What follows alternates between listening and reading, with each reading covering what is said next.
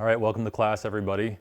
This is going to be a tutorial demonstration on how to build a clamshell box. And I've got a few clamshell boxes to show you as examples, and then we'll get right into the demonstration.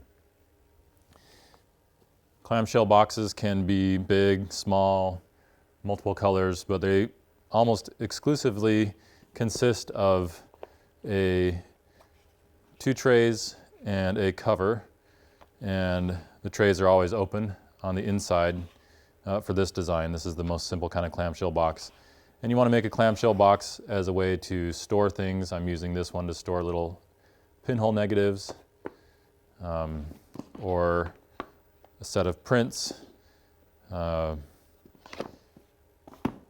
Most typically, really, they're just there to protect a book, a rare book. And or like a portfolio of, in this case, color theory samples. So really handy sort of technique to learn. And today we will be learning how to make the clamshell box for protection on our limp vellum binding, which is not very structurally sound, so the clamshell box will add some structure to that, almost like an exoskeleton, to protect this from getting worn out. You'll need to have something to put in your clamshell box, and that's going to have to be something that you design your clamshell box around. You need to have that object with you so that you can measure it and build the parts of your clamshell box. So I'm going to keep the leather-bound journal here as something to build the inner tray from. The first thing that we do is we build the inner tray out of 4 pieces of bookboard, and then we wrap it with a book cloth, and that's what holds it really stable. After which we put a little paper liner in there. Everything is, of course, high quality material. And once that is completed, then we build the outer tray around the inner tray. And then you have those 2 trays, and you build the cover off of the 2 trays together. So the first thing you start with is bookboard. And I've got a couple of scraps of bookboard that I'm going to use. You may have to cut from a fuller sheet. And basically we want to start with the bottom of the tray. You have the bottom of the tray, and then you have 2 side walls and a spine wall. So the first thing is to simply either measure your object or place it on your bookboard. And in this case, what I want to do is make sure that the grain direction of the bookboard, indicated by the lines running on the board, is parallel to the grain direction of my book, which, of course, you know by now, is going to be parallel to the hinge of the book. So a lot of issues of grain direction are not going to be relevant to this project as they have been in other projects, simply because there's 3 dimensions on the trays, but this is one of those that's still relevant. So I'm making sure that I line that up as I measure the book, and I'm going to give some breathing room as I make marks. I said that I was going to make marks with my Prismacolor pencil here. So I'm going to make some little marks here and here, just giving a little bit of breathing room so that the book doesn't get too tight inside the tray. I'll move the book off, and I'm going to measure where those marks were. Looks like I've got 6 7/8. So I'm going to transfer that mark further up the board to have another reference here to line my ruler up for when it's time to make the cuts. And this one is 5 1/4, and so I'll transfer that mark over to this side of the board to have a reference to make that cut as well. You could cut this on the board shear or with your Olfa knife. Anchor the cut line up the ruler.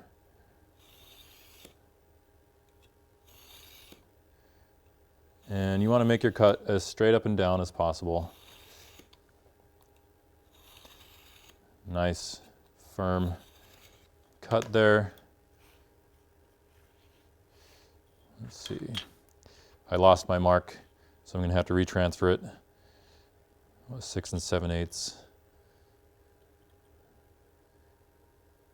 There we go.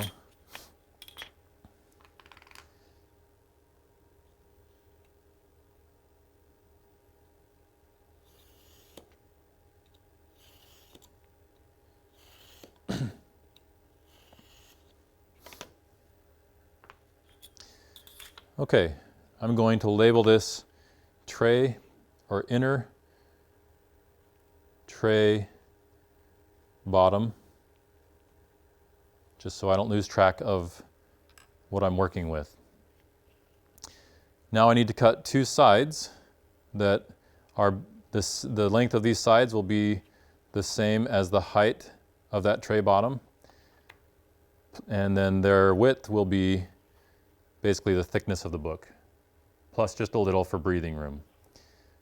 So it doesn't matter which way the grain direction runs on those sides, and so we're just going to cut them from this scrap piece here.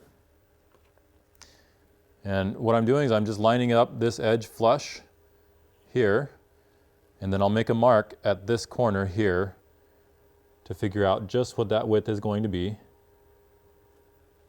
just like that. And I'll do the same thing on the other side.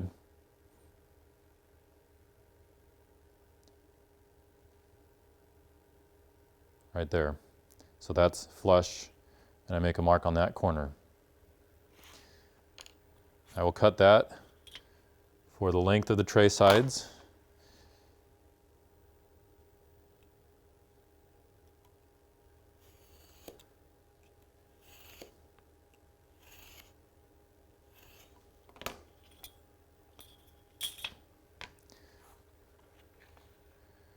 And then what I need to do is put the book on the tray,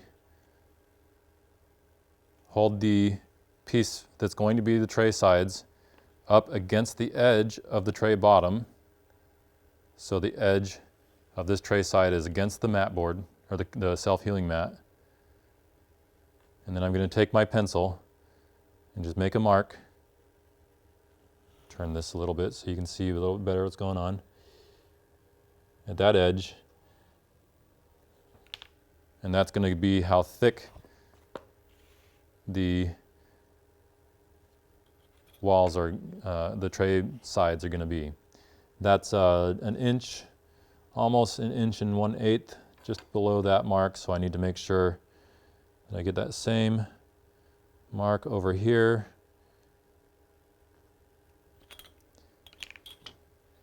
Make that cut.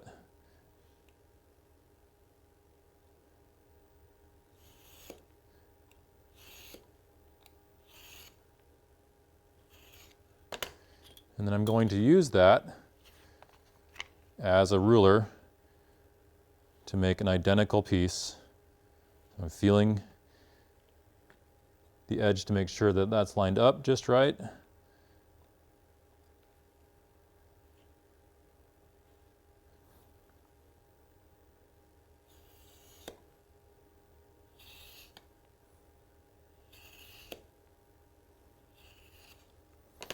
All right. So now I have my two tray sides. They line up really well the way that I cut them. I always turn one around just to see how well it lines up the other way, and that's pretty good. They're not too far off. That means that they're pretty square in terms of the cuts. Finally, for this tray, I will need one more piece. These fit like this, and I'll need one that spans the entire length from the outer edge of the tray sides all the way along here, and it needs to be the same width as these tray sides. So basically what that means is that it's the length of the tray bottom plus 2 board thicknesses right there, and I don't have any scrap that's going to handle that. So what I'll have to do is transition to a larger piece and cut the scrap, or cut that tiny piece out of a larger piece of bookboard, which is fine. I have a larger piece of bookboard. Once again, it doesn't really matter which way the grain direction is going on this piece. So I'm just going to line up the tray bottom with these 2 pieces of bookboard. I'm going to take my pencil and make a mark right at the edge there, and that will represent the length of that one tray wall that we still have to cut. And it does not have to be very wide, so I'll take one of my tray bottoms here, or tray walls, make a mark, and that'll be where I will make this cut. So I'm just going to take a very small amount off of this larger board.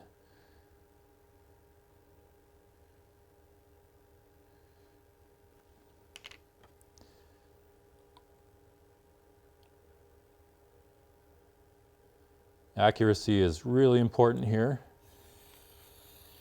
You want to be as careful as you can to make sure that your dimensions are the same and accurate.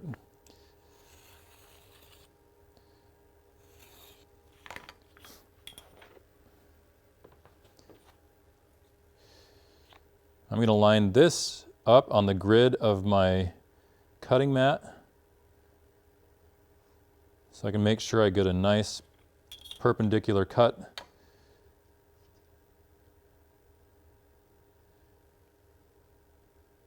Across this mark.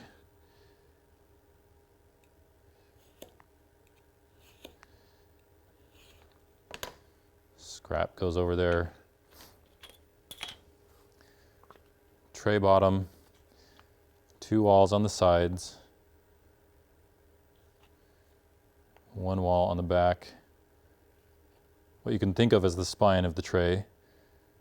It will actually become kind of more like the foredge, and that's how that will go together.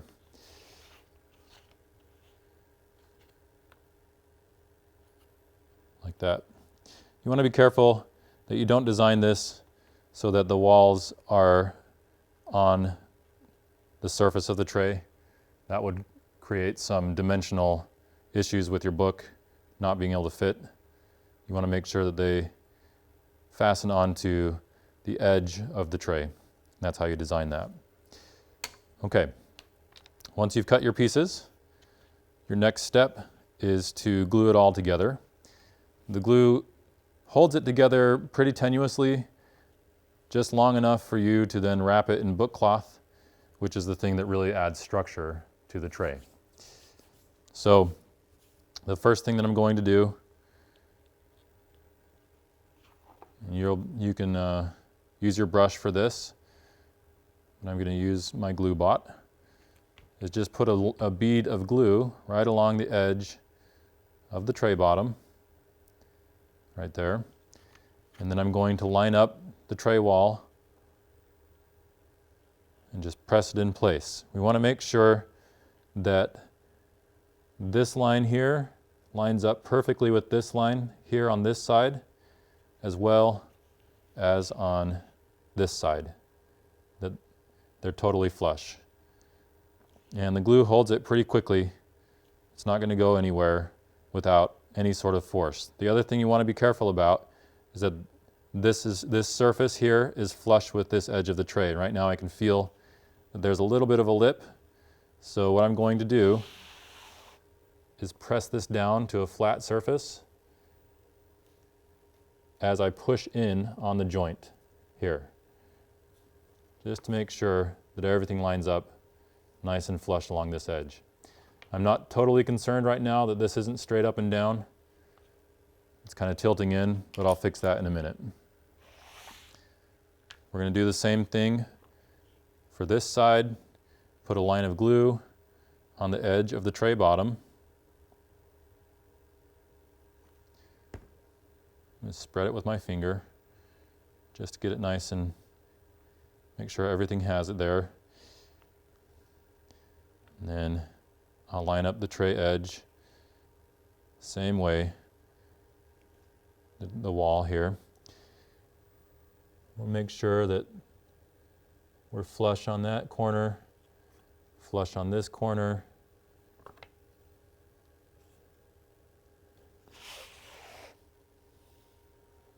And that it's sticking so that we're flush on this edge here.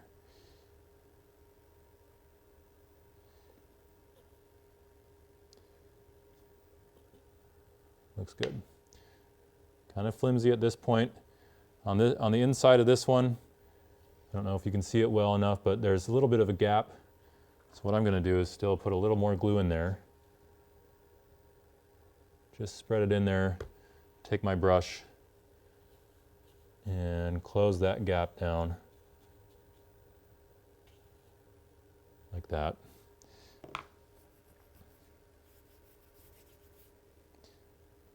Just to kind of seal it in. Finally, to be able to get this on the back there, it's probably just a little bit easier to put glue here on this edge, along this edge here, and along there. It's okay if you have more glue than you need. It will dry clear, and it will eventually be covered in book cloth anyway. Why don't we do this? I'll put it in right here, just for better visuals.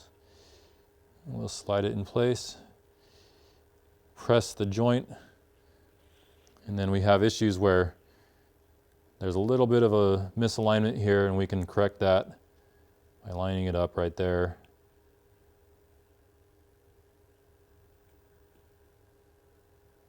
That's what helps this become perpendicular. We'll do the same thing on the far side.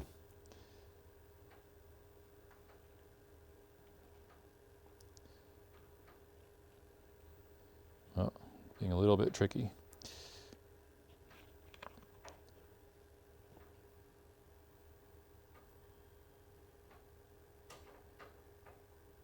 And press that down here and here. So there's our tray bottom, and it's ready to be wrapped in cloth. There are a couple of problems with my tray. I have noticed that there's just a little bit of overlap right here, or overhang, so I can trim that down a little bit. And this is just a little bit higher than these tray walls. So what I'm going to do is take a straight razor and see what I can do to sort of trim this down a little bit, just along the edge there. And that way this won't cause a problem when it's time to cover the tray.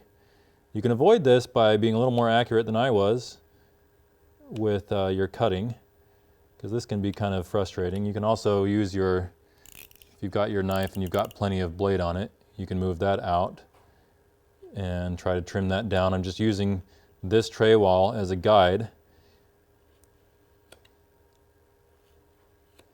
And I'm just trimming that a little bit off, which if you decide not to do, it's definitely going to show up later and make your tray look really bad. But now that's nice and flush. That's good. This other side, I might just do a little bit of a cheat here and just kind of trim it down on an angle to make it look like it actually lines up on that corner. And no one will ever know. Just be careful not to cut yourself here. I guess everyone's going to know now since they're watching the video. But that helps to kind of make things look a little bit better. All right. We'll put these sharp things out of the way. Okay. Our next objective is to cut a piece of book cloth that's going to wrap all the way around the tray this way, so like this, but it needs to wrap also from the inside of the tray onto the tray bottom, onto the inner part of the wall, over this edge, around this side, the outer side, and then onto the outer part of the tray bottom. So it's going to have to be dimensionally, the first dimension we're going to take a look at this is about 5.5 inches this direction, which means it's also about 5.5 inches this direction. So far we have 11 inches that way, plus 7 inches this way, and 11 plus 7 is 18 inches. So it has to be at least 18 inches long just to cover the tray, but it needs to wrap around here about 1 inch, and here about 1 inch. So 18 plus 1 inch, that's 20 inches. So this piece of fabric or book cloth needs to be 20 inches long, and then it's going to come in 1 inch here, whatever this dimension is, all the way around here, and then 1 inch on the bottom. And that's a little bit harder to figure out. What I use to figure that out with is simply a strip of copy paper. I cut it off. It doesn't have to be pretty. It just needs to be long enough to figure this out. And we're going to take this strip of copy paper. We're going to fold it over at 1 inch. Right there. And then in the tray, we're going to line that up inside the tray so that that crease that I just made comes up right to the corner of the tray. And then I'm going to run it up the sidewall, fold it over, and then onto the back like this. So I can see where this is right here, and I can flip it over and I can see where it lines up right here. And I'm going to take a pencil, looking right down this edge, and I'm going to mark this paper where it lines up underneath this paper. Unfold it all. Take my scissors.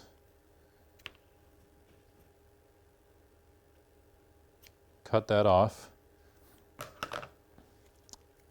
And then I just have a few little places to mark on here just to make sure I know what these folds represent. So this is inner tray bottom. And so if I know that that's there, this wraps around like that, then I can use this piece as the width of my cloth.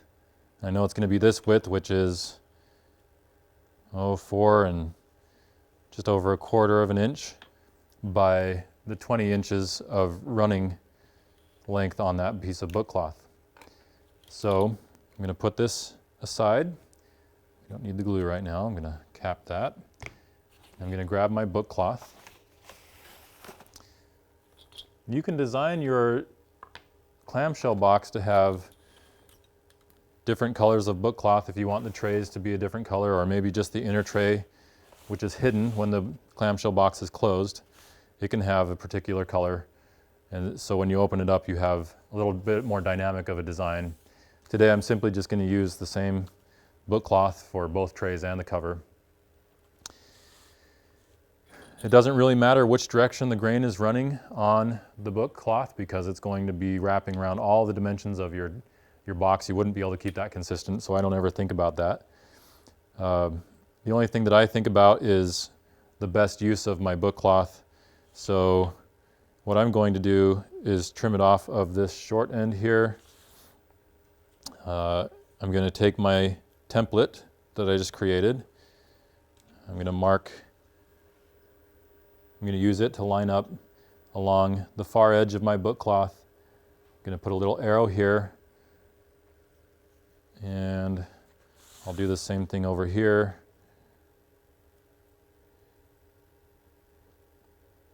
That gives me that 4 1/4 inches. In fact, Why don't I put one right in the middle as well? This isn't going to be very long, and my ruler is not quite long enough. I could grab a longer ruler, but I'm just going to make do with my 18-inch ruler. Let's see. I always like to cut towards myself. Make sure that the book cloth's not getting into any glue. That's good. I'm going to cut with my knife rather than my scissors, give myself a nice straight cut. And I'm not very good with scissors. You can ask my kindergarten teacher. I almost didn't pass because I wasn't good with scissors. So I'll go with my knife there, and let's see, just a few more inches of that cut here.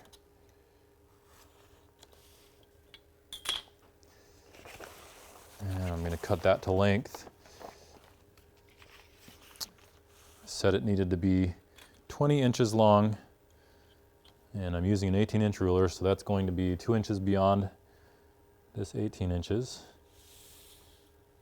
So I'll just add the 2 inches here, which means I need to extend my cutout. It didn't quite go far enough.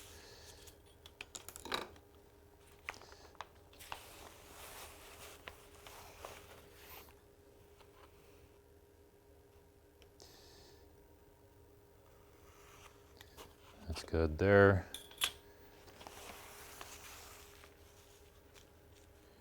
And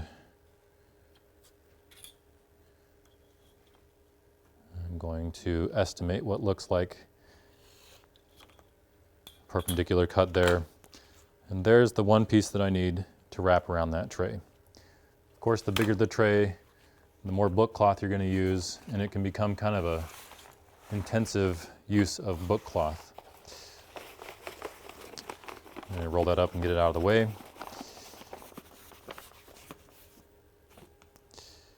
All right.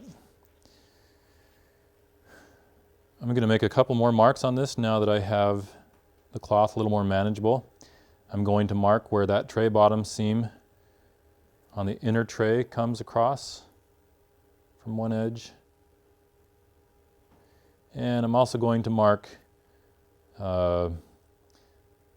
where it wraps over the edge of the tray here.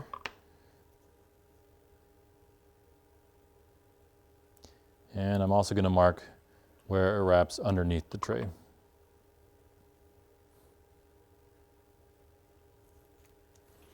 Just nice to know where these things are. These lines will come in handy later on.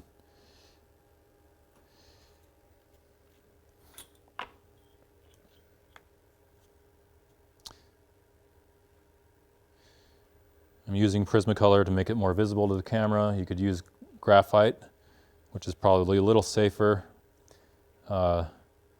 Just don't use pen, which leaks through. So I've marked these lines, but I'm also going to label them just as a good reference as inner tray, bottom, outer tray, bottom. And that makes enough sense for me to know what I need to do later on with this. All right, now it's time to glue the cloth around the outer walls of the tray. So essentially it's going to glue down like this and wrap around like that. Looks like I just took that glue apart right there. We're going to make sure that fits just right.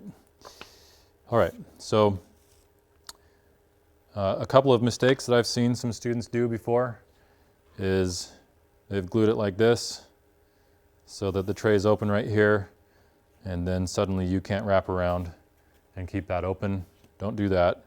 Make sure that if you're starting here on the left side that you glue it down so that it's open here and you can wrap onto the other surfaces and have it open on this side. The other thing that I've seen people do is get that right, but then they wrap it up too high and then they don't have enough cloth to wrap over the edge, and they have too much cloth to wrap underneath. So that's why I have outer tray bottom lined up, or that's why I have outer tray bottom labeled, so I know where to position that to begin my wrap. All right, take the glue, spread your glue onto the edge, and use your brush to even it out.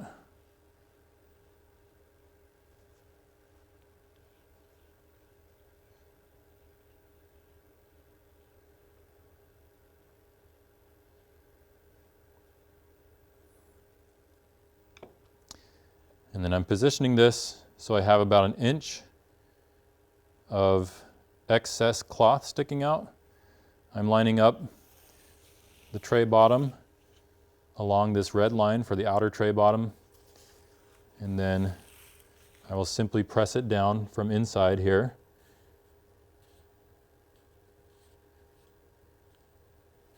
And it's nice and firm. It's already stuck there. I'd have some trouble pulling that off. For the rest of the glue here, I'm going to dip into my glue bot.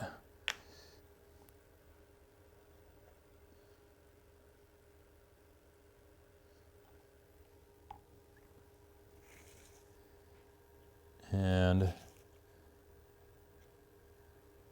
spread it on the surface. I've got to be kind of gentle. The joints aren't particularly strong yet. You want to make sure you get glue down here in this seam, right here.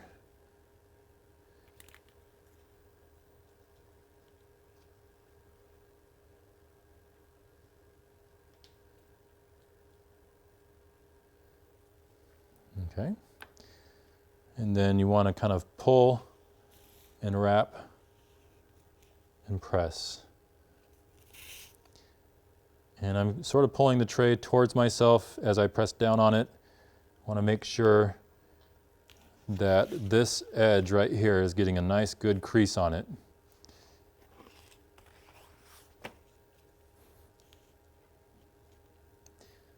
All right, that's good.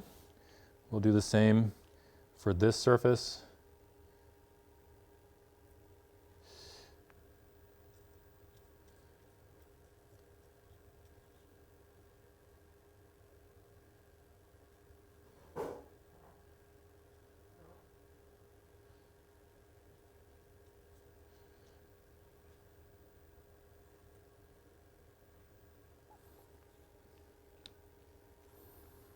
And we'll roll that, stick it down, and sort of press down and also pull the tray towards myself against the book cloth to create that same sharp crease on the tray right there.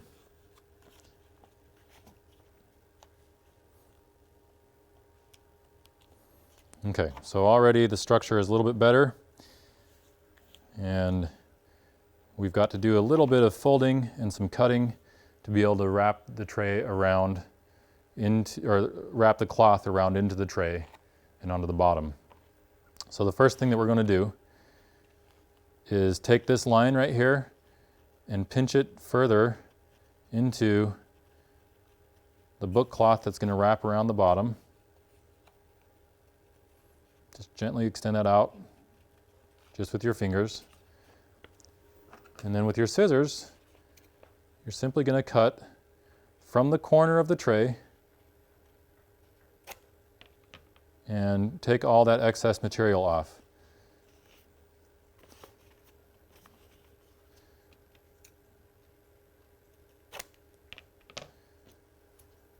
So the pieces that I've cut out look like little folded triangles. And then there's just a little bit of space here between the tray and that cut, maybe a board width's thickness there. And that allows me to be able to glue that down, and then I'll be able to glue this down here on this side and on that side as well, without running into too much cloth that would get in the way. So we're going to do the same thing up here in terms of creasing. We're going to follow that same line and just gently crease the book cloth up along that line. Same thing here.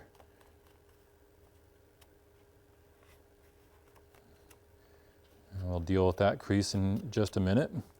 Before my glue has a chance to dry, I am going to glue these flaps down. It doesn't really matter which ones go down first. So I'm going to put the long one down first. I'm going to put some glue in there. I'm using a piece of paper to catch the excess glue so it doesn't get onto my self-healing mat, which then would become a surface to transfer glue back to the cloth side of my book cloth, and that will stain it. Okay, so I've got the glue on there.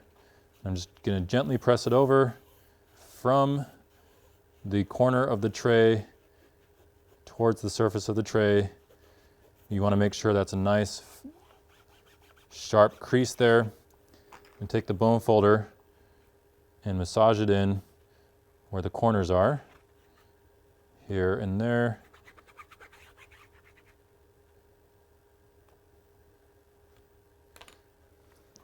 Now I'm being very conscious of where the glue is on the paper.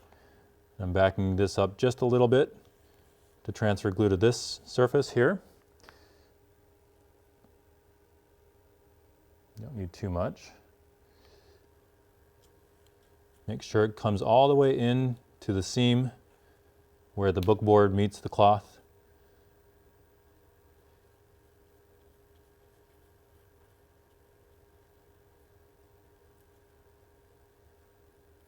And that you get a little bit of that glue right into the corner right here, but not too much of it. You don't want it squishing out. And we're going to move that over onto the seam there. Get that corner nice and firm. And then pull the cloth in just with friction.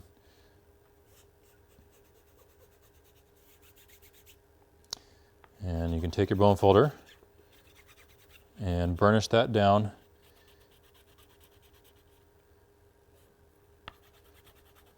Especially here where the cloth overlaps itself. I'm going to make sure that that's a nice, smooth corner. Do the same thing for this other side, making sure you don't set it in the glue. It's already on the paper.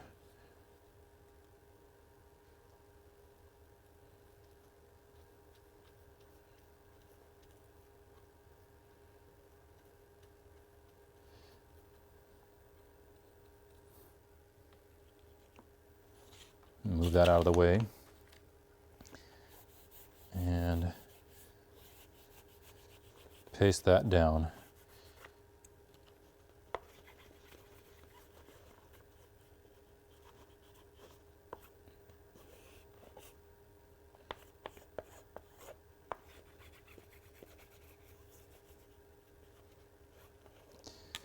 Okay, we're going to do a similar thing, pinching this line all the way up, the excess book cloth there. And same thing with this line along the tray bottom edge. There we go. All right, we have a little bit of cutting to do. I need to wash my brush in the meantime so that the glue doesn't set in the bristles. And then we'll get on to the cutting. All right, so I don't usually mark these myself when I'm working, but it kind of helps to have them marked. What you're going to do is come into this outer corner and you're going to cut, and you can mark these if you want, a little 45-degree angle, and then you're going to come from this axis, this line on the inner quarter, and draw a line out like that. And it's going to be similar here, where you come back into that corner and come on a 45 and come out, just like that. So what I'm going to do, I like to use my X-Acto knife to make this cut. It's a little bit more of a pointed and precise instrument than the utility knife. Come to that corner, come across, and then cut out like that. That allows this flap to come up, and we still have book cloth coming across here like a miter joint and covering the book board. And then we do the same thing here, where we cut from that same corner, come out on a 45. You gotta be careful not to cut your finger off or anyone else's finger. Cut that out. And you're just taking out this little elongated arrow, and that will allow us then to have book cloth covering up that whole corner there. We can fold in. We'll repeat for the other side here. Same cuts like that, and like this right there. Might as well just keep it where it is.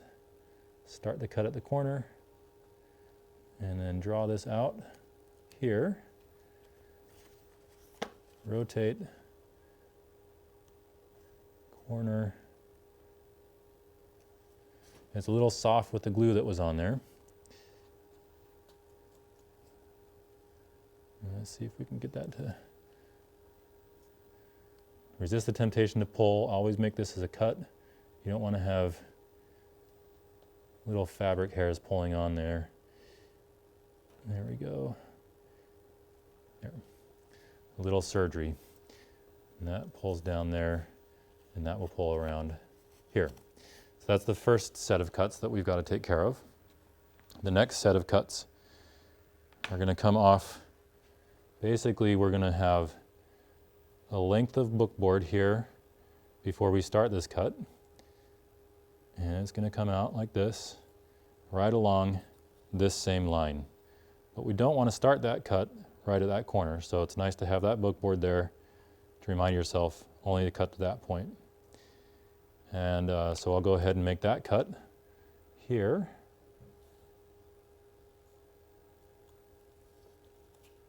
Like that. And then what we need to do is we've got to cut along this line right here. And then we are going to come right to the corner here and cut along a line right there. And we're probably going to cut this all out about like that. So what's going to remain, in fact, let's start this cut right here, is just this little flap. I'm not even sure if that's the right word for it. Right to the corner there.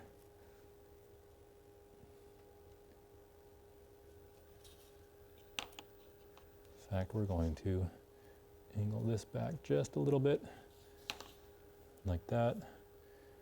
So now we have, this will fold over, this will come in like that, and then this will cover the corner there before we fold this in. Get a good look at how that all works. Now we're going to do the other side like that. Same sort of operation. So line up a piece of bookboard. This is your little safety measure. And then you're going to come out right along this line here and make that cut. We can label this one right to the corner there and up. The little flap there. We'll do it in reverse order this time. Come right to the corner with the X-Acto knife. We're going to cut up and then just turn it just a little bit in here. And cut this off right here. My blade's a little dull, so I'm not getting my cuts as clean as I'd like them to be. And finally, we're going to cut right here, not right at the corner. We're board thickness away, and cut that little flap out. Oop, string. Okay, so this will fold over, this will fold over, this will fold over and protect that corner there, and eventually that will come down over the top of that. And everything is nice and covered. No naked bookboard. Okay. On the inside here, we're going to use our scissors. We're going to cut about right here, and on this side about the same place, just above where that line is. So I'm going to take the scissors here, and we're going to cut off just kind of a little flap like that. You don't want to come too steep into this. Let's see. And maybe about right there. Cut that off. So we should be above that line with our cut. We shouldn't come down below that line. And that's good. Finally, on the inside here, we're going to do something similar as our first cuts. We're going to come in right to the corner here and cut out just a little triangle, and then come right towards here. We'll do the same thing over here. Just rotate it, come in like that. So here we go. Razor blade into the corner, come out on just a bit of an angle, and then turn it right back to this point here. We're going to flip the tray, do the same thing into the same corner, come out on just a little bit of a bevel, and this is going to be a little hard to just cut that right out, right there. There we go. So the piece that I cut out is just a little sliver, and we'll do the same thing on the other corner.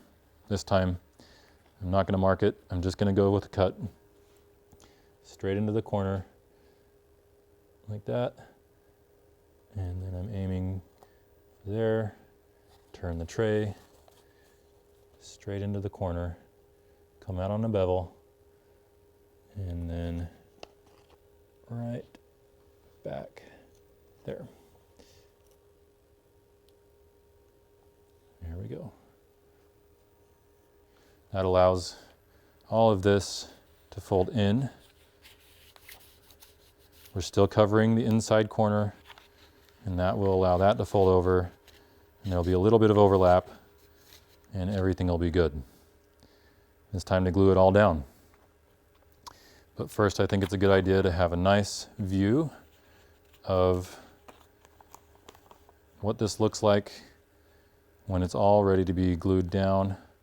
Here, I'll even label the gluing sequence, number 1,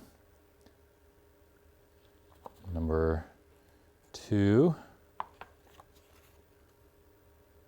Once you've got this committed to memory, of course, you don't have to do the labeling. A tiny little 3 on this little flap here. And then we're going to go with 4. And finally, only one number 5. Okay, maybe we can get a shot there of what that looks like from the main camera. All right, time to glue it all down. It's time to glue down the flaps. And for that, of course, we're just going to use the glue brush, the glue bot.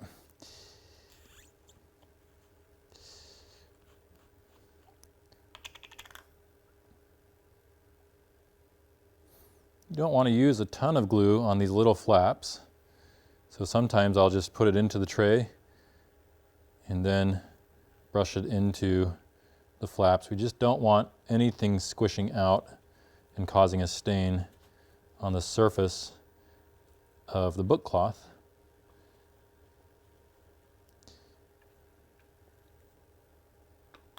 Might as well get it on both of them. There's enough time. The dry time on the glue is probably about 2 or 3 minutes of open time, depending on how much glue you put down. So on a smaller surface, you have a little more time than you do on a larger surface.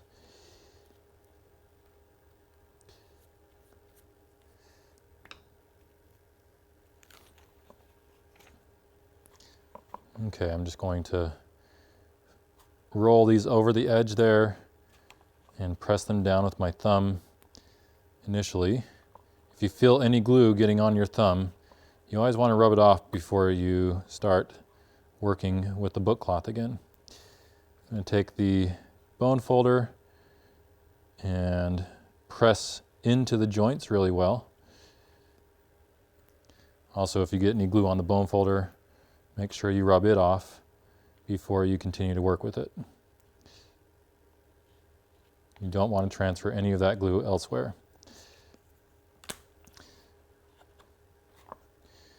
All right, these little places where we've got these flaps covering on a miter joint, you just want to press them down a little bit as well, just gently. It doesn't take much. Make sure that they are glued down to that edge of bookboard there as well.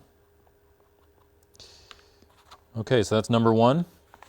Number two, make sure you don't set it down into fresh glue on your paper. I like to do 2 and 3 at the same time as far as applying the glue is concerned. And this is just kind of residual glue on my brush. I'm going to fold that over and bone fold it in. Burnish it with a bone folder. There. And this one comes down right onto that edge there. It can even have kind of a tenuous connection. It doesn't have to be totally stuck down. It will be covered up in just a minute. You want to take this opportunity to adhere just right at that corner. Just press it down a little bit. And we're just right over the book cloth, just barely covering it. Same thing on this side. A lot of this is just like algebra. You do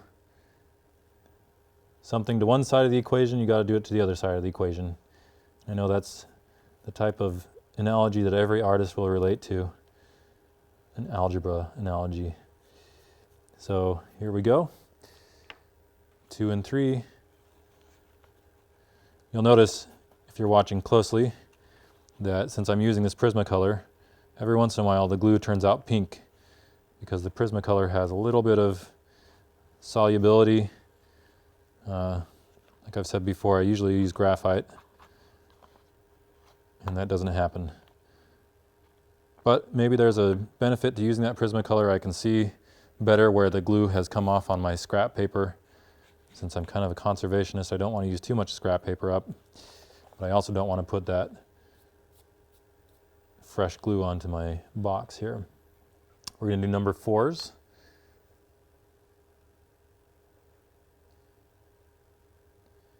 I'm going to take a little more glue on this.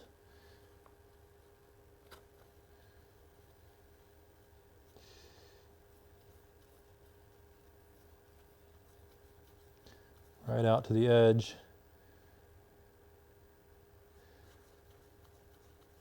I don't just push glue towards this inside corner right here because I don't want an excess amount of glue right there. And so one of the techniques I use is I push my brush, but I also roll it at the same time right along that edge. And that helps so I don't get a lot of glue moving. It distributes the glue a little more evenly. So pull and roll your brush. Okay, we've got that ready. We're going to, I want to get this flap out of the way, so I'm just kind of holding it back there. And then we want to make sure we have a nice crease right along this edge here. I don't want any air bubbles. And so you want to roll this in as you glue it down. And then we always run into an issue here where if you don't use your bone folder and burnish into this crease on the inside, you're going to have a very soft corner there, and that's something we're trying to avoid.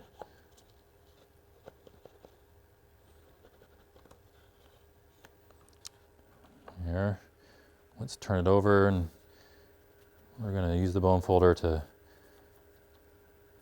burnish the cloth down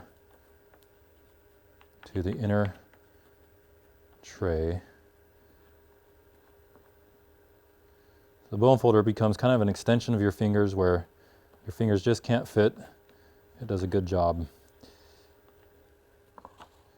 Now I have this cloth right here. It doesn't seem like it's glued down very well. We want to make sure that that doesn't stay open. So while you've got fresh glue on there, take note that you need to make sure that that edge really gets burnished down well, because that will want to lift later on in the life of your clamshell box. I could have probably done a better job on cutting that so that it kind of came into the box a little bit better, but the glue is fresh enough right now. And this cloth, this Japanese Asahi cloth, is really good at forming into the clamshell box. Right here on this corner is probably the most difficult part. You've got some excess cloth. It needs to stick down sharply in that corner, and it wants to kind of buckle over itself. So I can work with the bone folder to try to smooth that down. Okay, we're starting to get to the end of this piece of paper, but I still think I have a little bit of life left in it to be able to do the other number 4.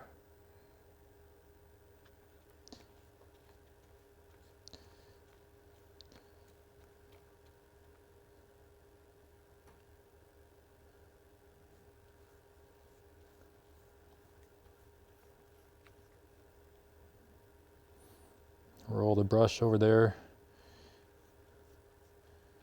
Make sure you've got glue across that entire surface. I'm going to move this out of the way just so I don't have any problems with it. And once again, we're going to work from the outer corner down the inner part of that sidewall. And then this transition to the bone folder. And really massage that down. Burnish that down. Turn the tray.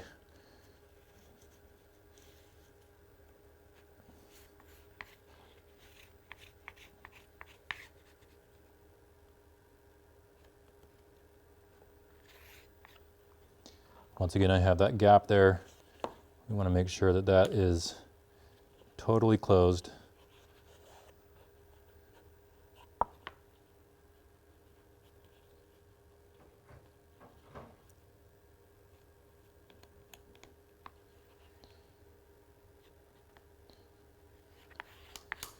Okay, one thing you're going to note is that this line lined up exactly with the flap that folded over. And the reason that was because I was very careful with my measuring piece of paper to make sure that when I was wrapping around that they lined up here on the inside and on the outside.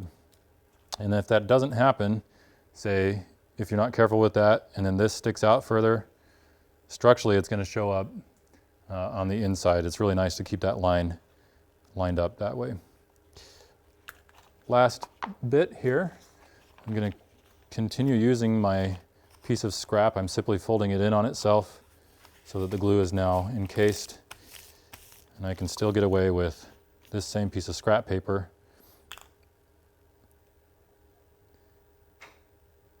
And here we go with some glue, maybe a little too much. There we go. And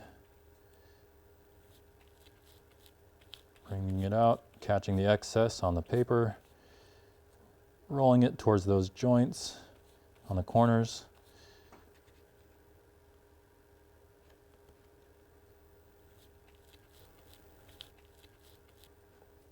And then last thing we do is roll that over and in, and then burnish that down.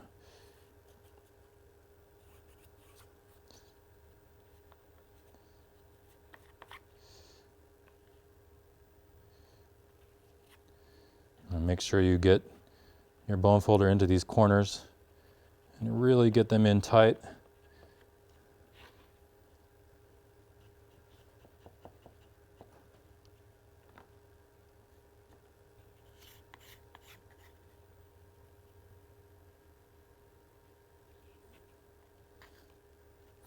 And it's just a little bit proud right there. I'm gonna burnish that down on that top corner. That probably has something to do with my back wall being just a little bit higher than my side walls. But if I take care to smooth that down right now, it's not going to be very noticeable to anyone who didn't watch this video and sees the tray. Okay. So now that's really structurally sound. The only issue that I have in this tray is that we have a lot of exposed bookboard on the inside. And so the last thing that we do on the tray is we line it with a piece of paper. You could also use a piece of cloth if you wanted to. That wraps on the inside of the tray and then just onto, it hangs on to just a little bit of the edge of the back side of the tray. I'm going to use some of this Ong paper. It's a text weight paper. And the only thing that I really want to make sure is that the grain direction on the paper is running the same way as it is on the tray. The grain direction on this paper runs, I believe, short. So what I'm looking for is for it to line up in here this way. I want to give a little bit of space on the inside. I don't want it to come right to the corner. It's actually pretty difficult to get it right to the corner. So I'm just going to mark the paper just a little bit there. I'm not lining it up right on the corner here. And then I'm going to measure that. That's 6 and just under 3/4. And I'm going to use that all the way along this paper. This will come in handy when I have to have the tray lined on the second tray as well. And we're going to use the same paper, basically the same dimensions for both of those. To cut this, I'm going to use my bone folder to score the paper along a straight edge.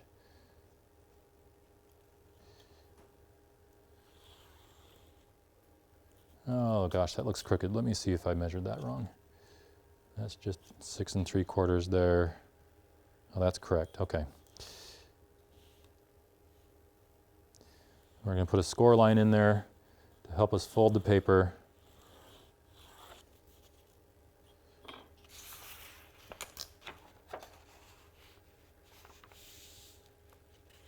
Fold down without any problems there.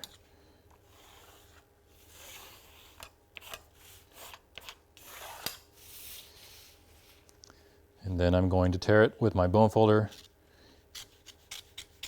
Common mistake people do is they think they need to move the bone folder that direction and it tears into the paper. All we're doing is moving it out and it will tear where the paper has been creased.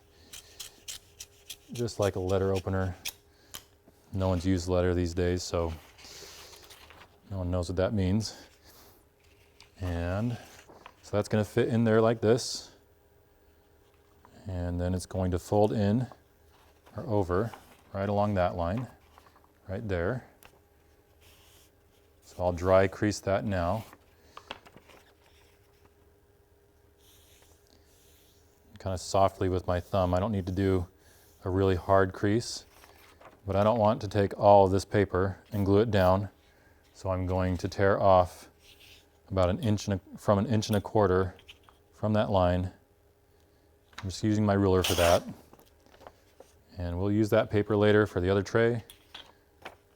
And we'll paste this in. I'm just dry fitting it now, just to make sure it fits. Just like that. And it'll hold on to the back of the tray, which you will never see again. And that will cover up all of the book cloth that would be, or the book board that would otherwise be visible.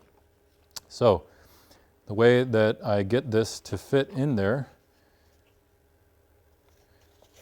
is a little bit of a trick.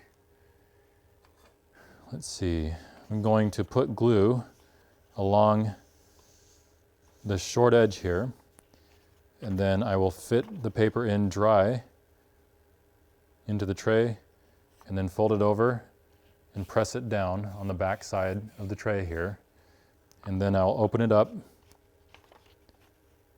It'll be holding on, and I'll put glue on the rest of this paper and then glue it down. It's a little tricky. The paper does kind of want to buckle a little bit when you're doing that, so kind of have to work fast. You can just pour it on with this handy glue bot.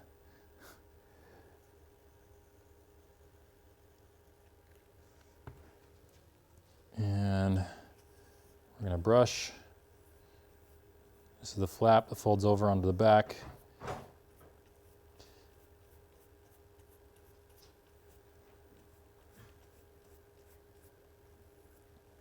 It's okay if it comes just beyond your seam of that fold over. Now, line it up dry on the inside of the tray.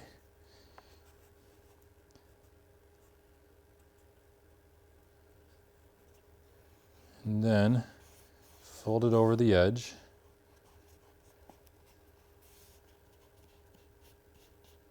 We can even burnish with the bone folder. Make sure it's nice and firm. The tray has enough structure now that you can lay it down, do this burnishing.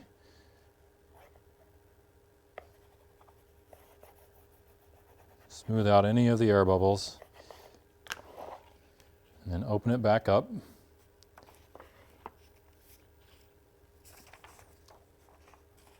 Let's see if we have enough space here. Yeah. We're going to fold the paper in half on itself so the glue is no longer exposed. Just enough to do the rest of the job. I've learned from experience that these glue bots, if you do use them as a place where you can dip your brush in, you can very quickly forget that that lid isn't on all the way, and you can spill all your glue out. So be careful about that. It's a big mess to clean up.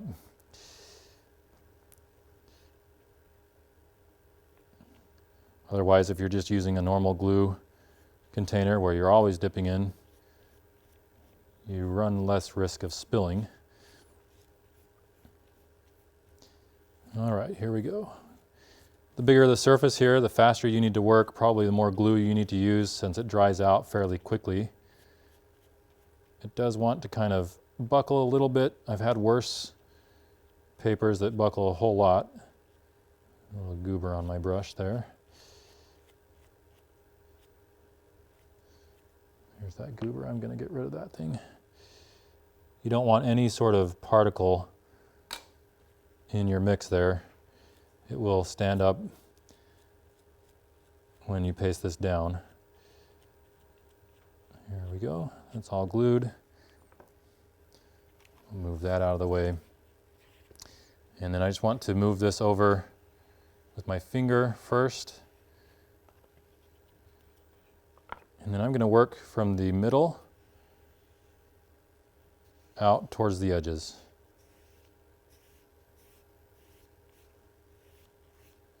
Pulling it in from the open side of the tray. And we can smooth any sort of inconsistencies out with our bone folder. Work it back into the corners, make sure the seams are all adhered down really well.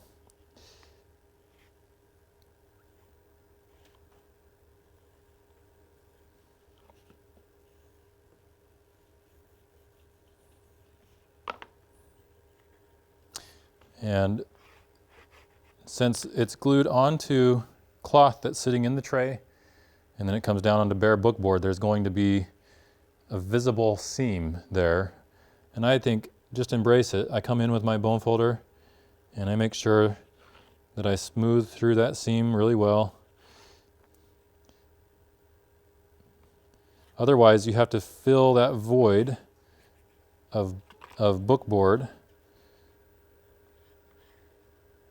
with a piece of book cloth to raise it up to that same level. And some people do that, and I'm not one of those persons. I actually kind of like to have some of that visible structure. I don't know if it has something to do with just seeing that in books as I was growing up, but I really like those edges that show up on the inside of a cover, or in this case, this tray. All right, and there is our inner tray all complete.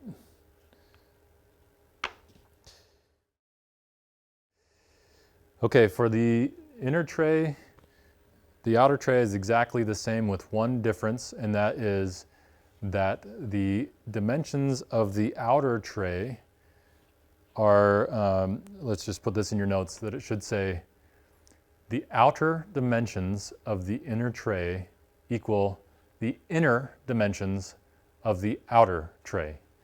So, I'll say that one more time. The inner dimensions of the outer tray are equal to the outer dimensions of the inner tray. So I've got to have the inner tray ready to go before I can even start cutting pieces for the outer tray. And a common mistake is to think I can cut all of the pieces for both trays at the same time. It doesn't work that way. So now that the inner tray is complete and I've got the raw book board for cutting the rest of my whole project here, I am going to use the inner tray, and I'm going to measure the tray bottom for the outer tray based on the two dimensions, the width and the height of the inner tray. I want to make sure that I'm lining up grain direction. I've got the lines on my book board indicating the grain direction, and I can just remember that the grain direction is running short on this tray. So I'll take my red pencil here, and I'm going to line up the edges of my tray, this edge and that edge, with the edge of the book board. I'm giving myself maybe just a sliver of space of extra dimension on both of those edges. And I'm going to mark here. If you make this too big, the tray, when it closes, it wants to just open right back up again. The whole clamshell box is like that. If you make it too tight, then obviously you've got a box that will close and never open again.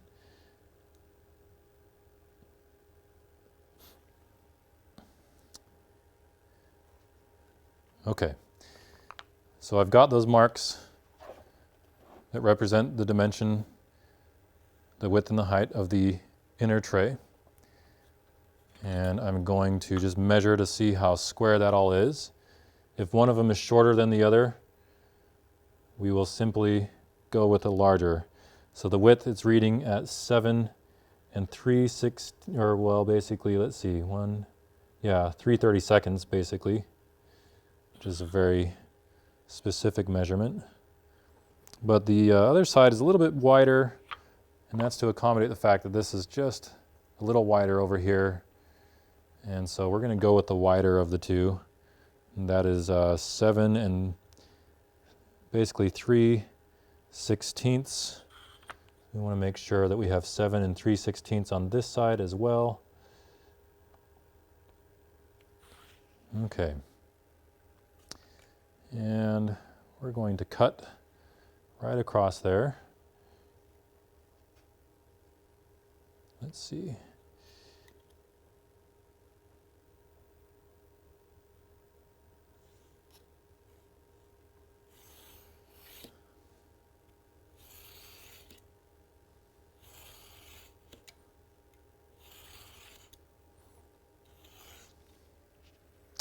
Put that aside for a minute. The width, which is the shorter of the two measurements, it's just under 5.5. Consistently right across that, and we'll cut that off.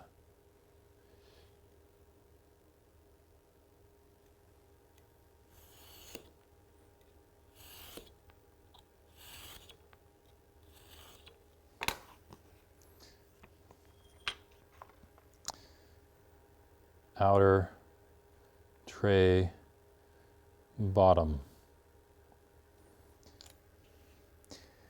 The piece that we just cut off of that outer tray bottom happens to be the exact same width as the outer tray bottom itself. So this time around, I'm going to use that as my long sidewall. And then the two pieces that I cut that are going to be the short sidewalls will just be one board thickness longer than the dimension of the outer tray, just to hold on to the edges of that long sidewall. So we need to know how tall to make that cut. So I'm going to put the tray, the inner tray, on the base of the outer tray, and I'm going to line up this piece of bookboard that I'm going to be cutting off from, and here I will have this mark right here. I hesitate to make it with my Prismacolor because I might then mark the cloth, so I'm going to use this graphite and just mark the board right there.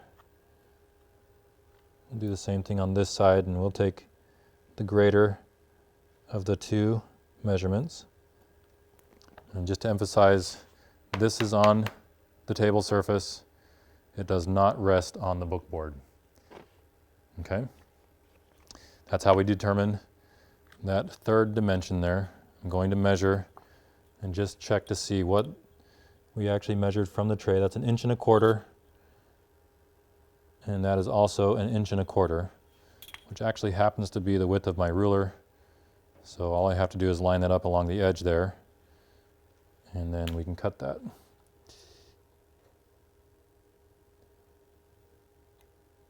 Here.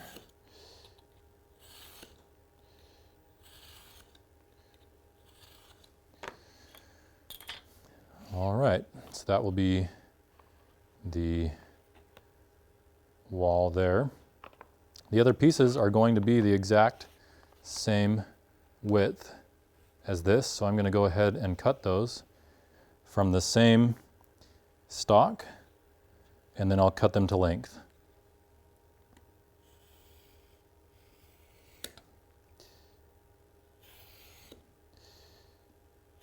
I'm using the long outer tray wall as a ruler. Stack it. Oh.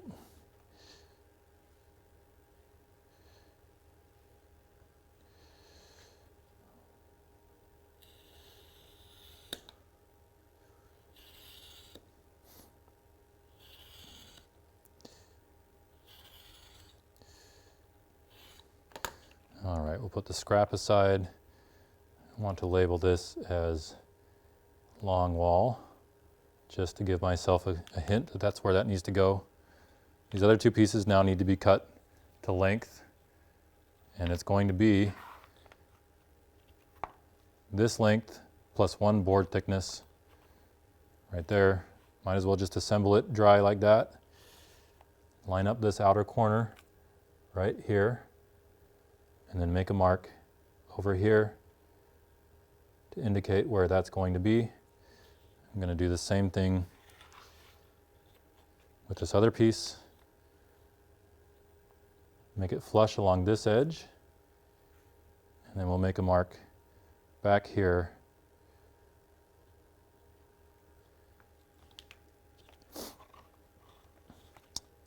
And we might even label this side as A, and this side as B.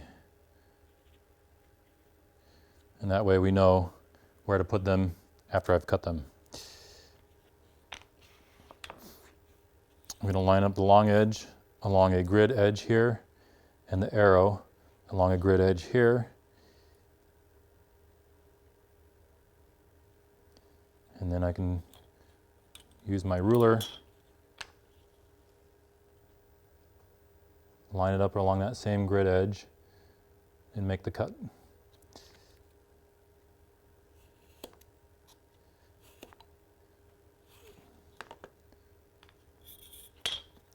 Double check to see that it fits.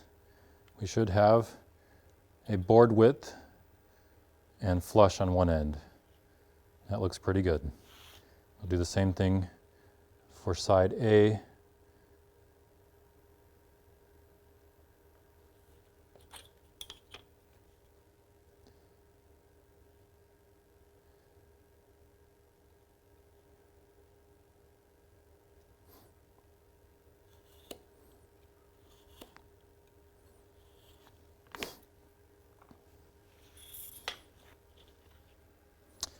A, B, and wall.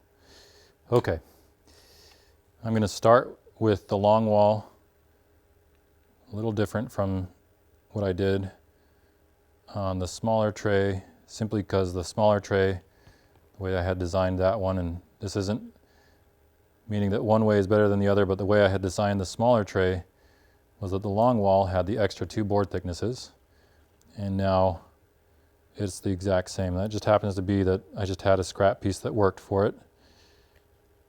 So I went that direction. Want to make sure you've got a nice smooth surface to make sure that this joint on this side is nice and smooth. That's good. And I'm just going to press down here just for a few seconds. I might even take my brush and work that glue into the joint just so that things are held just right.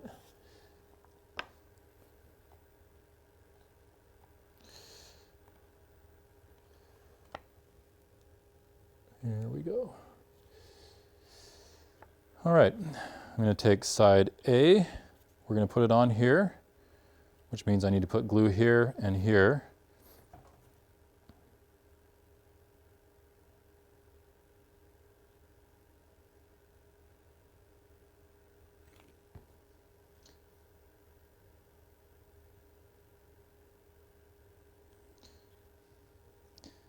Butt that right up. I'm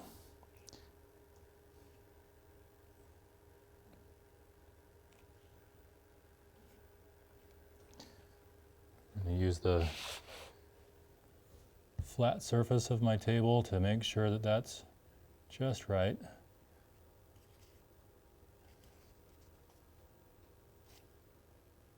Press it on there. Take some glue from my brush and try to close that gap. I might need just a little bit more in there. Be able to do that.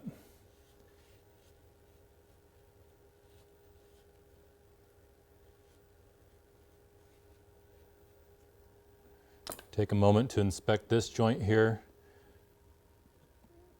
It should be nice and smooth, which it is. And then side B will fit on right here, meaning that I'll have glue here and here.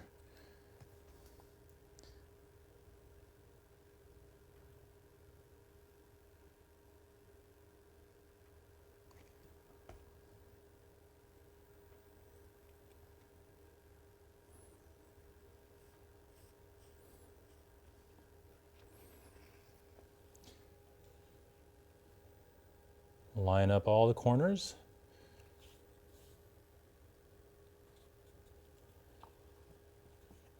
Make sure the joints are flush.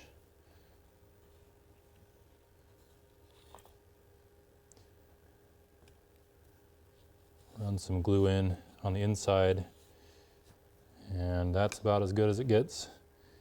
We will do a little trimming here in just a minute. There are some small discrepancies in the cutting that we can fix, and but I have to wait for the glue to set just a little bit. While I'm doing that, I'm going to clean my glue brush because most of the rest of what I've got to do is some cutting, and you don't want the glue to set. So we'll take a break to do that right away.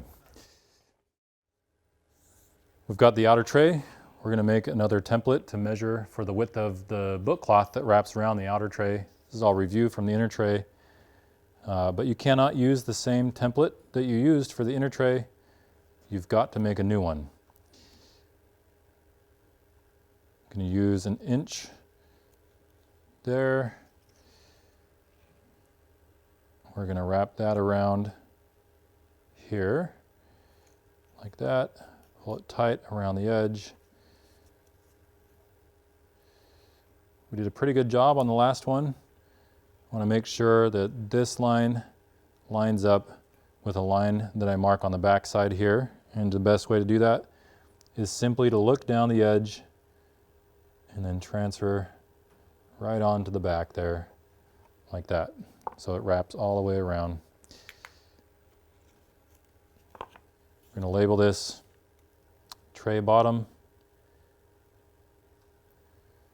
And simply cut that with the scissors, fastest way to go.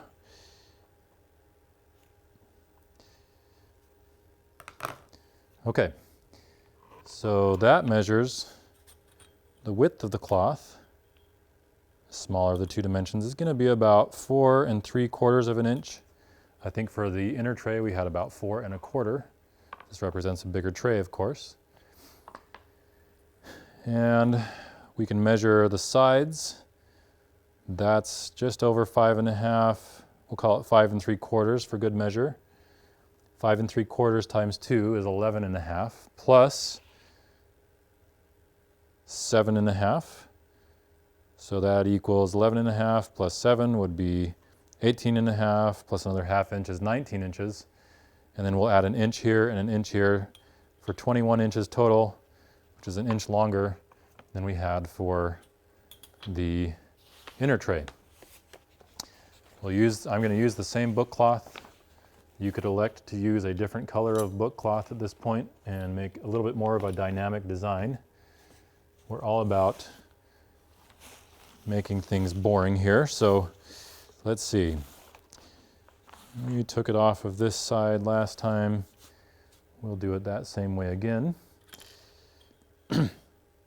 We'll take the piece of paper that we used before and we'll measure from one edge to the other edge. Might as well use my red pencil here. Make a little mark there. And I'm going to go ahead and put the other marks in place at this point, so I don't have to do that later.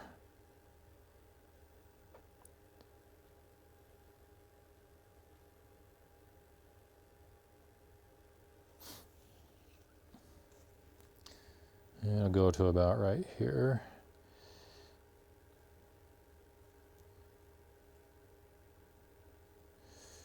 All right.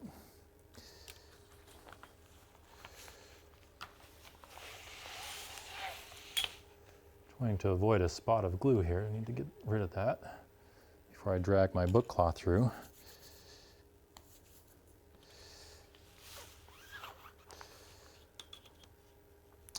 All right, we're going to cut this with our knife again.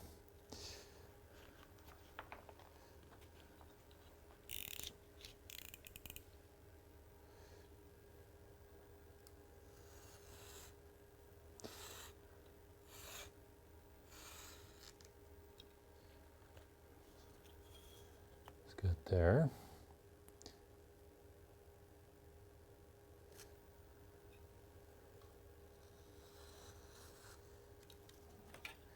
And it needs to be 21 inches long.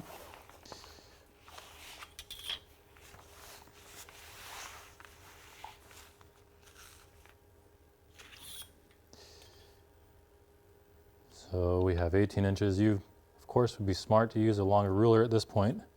Even a 24-inch ruler would make a big difference there. 18 plus 3 will give us 21.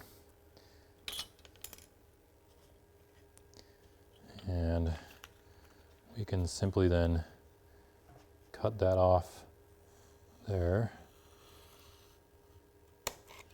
Oops.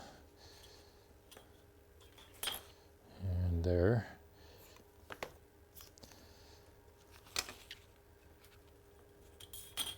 And then roll the book cloth back up.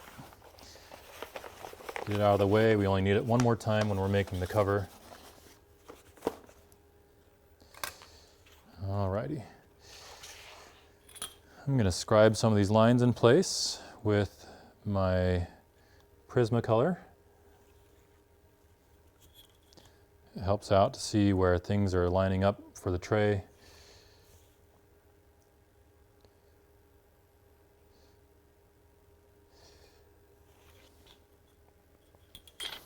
And I'm going to label one of these tray bottom as it corresponds to the tray bottom that I put on the template, and that'll help. Time to glue the tray down. It's had a moment to set. All the joints are still in place, and we'll go for that. I always start left to right, so we're gonna put glue on the outer edge, spread it over with our glue brush.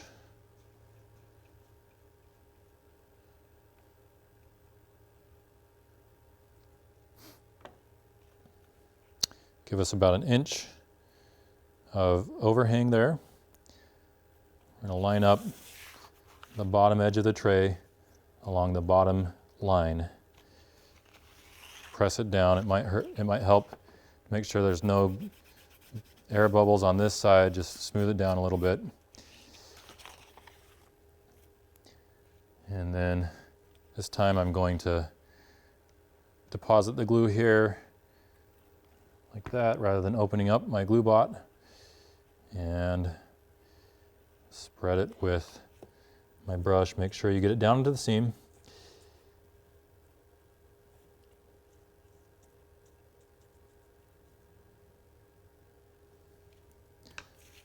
I'm going to wrap and pulling the tray towards me, just make sure I get a good crease there. I'll review, nothing different from the inner tray at this point.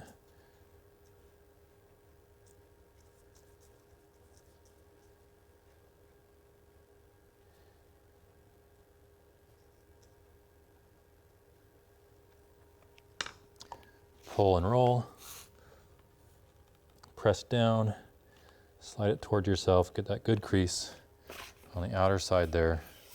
While we're at it, let's pinch our creases out. Might as well do it on both sides, along that line and along this line here.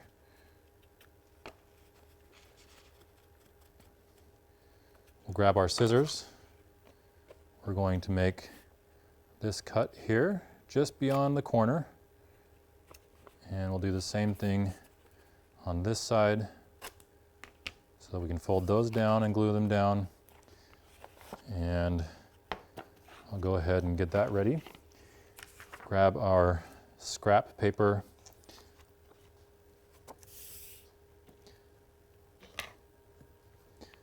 Deposit some glue in.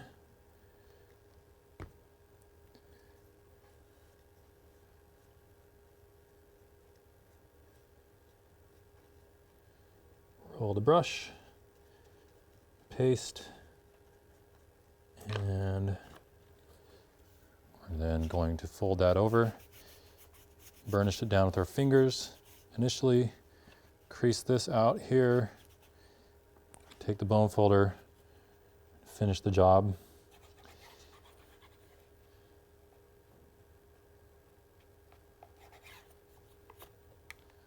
Same thing on the other side.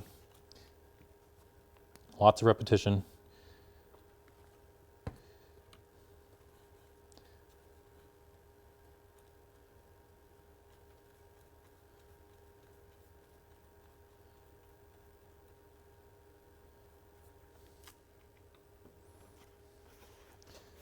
Crease it down.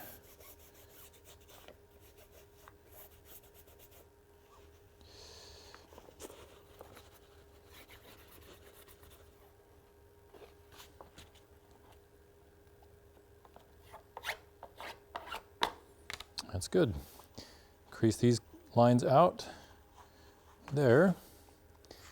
And we've got to do some special cuts now so that we can fold all this stuff in. Oh, we got one more flap. Let's do that first. Something felt funny there.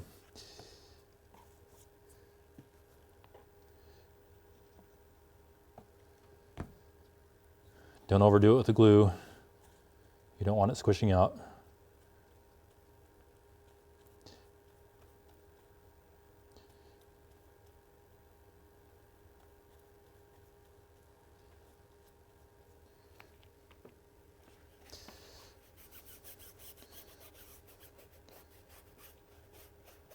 Give yourself a good crease along that line.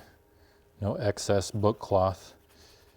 And then burnish these down, especially on the corners, really well, just while you're holding your tray. You really can't set it down to do this part. You just have to give it reverse pressure on your hand that's holding the tray as you burnish things down here. Okay. Time to do some cuts. I'm going to take the X-Acto knife.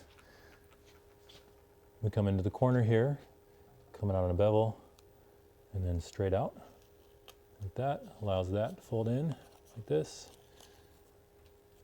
We'll flip that over, come back into that same corner, and out. Pull that right out. While we're here, let's grab a piece of bookboard. Gives us our thickness right there. And we're going to come off of this line. And like that. This time we come up. And I'm going to angle it back just a little bit as we get to this line. Come to the corner. Up a board thickness there, and then angle it back really well like that, and we'll cut this off right there. This angle back here helps when we fold this in so that it doesn't line up right on that edge. It'll line up kind of like that. Okay, we'll flip over. We'll do the same thing on this side. We're going to come into this corner right here, cut up and out, into the corner, out on a bevel, and then out, like that. Not quite to the corner here, about a board thickness away, along this line, cut straight out. Turn it this way, and we're going to come to the corner right here. We're going to cut back, and then we're going to cut like this, and out like that. Now, over here, what we're going to do, this might help to poke a little hole right there, just above the red line, and same thing right here, like that. That way, when we can see that little hole right here, and then we can put our scissors right on that line, trim that off, and that right there. Last two cuts. We come into this corner, out,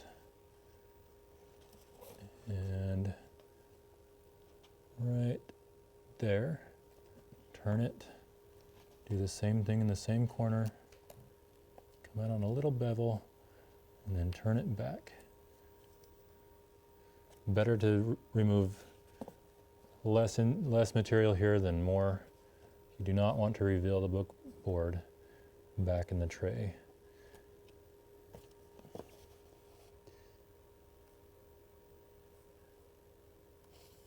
So be really conservative with these cuts. There we go, just like that.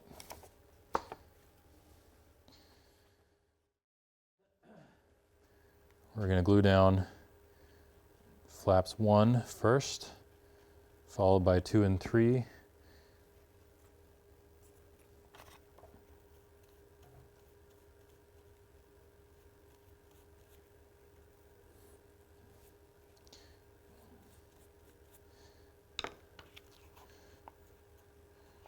Using a piece of paper to catch all the excess glue.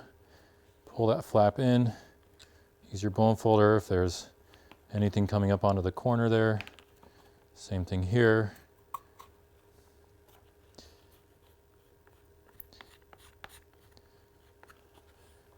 Press that little spot down there and right here. We'll put some glue here on number 2 flap, and whatever excess glue ends up in the brush, we will brush it onto little number 3. I did not label these for the outer tray like I did for the inner tray, simply because this is review. Pull that in, grab your bone folder, make sure that you burnish down that little joint there, and everything is nice and adhered. Flip it around, a little bit of glue here.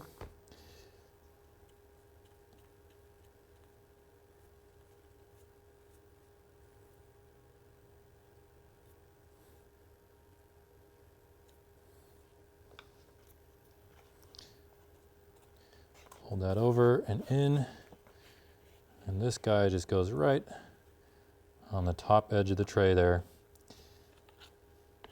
Do some burnishing, smooth things down.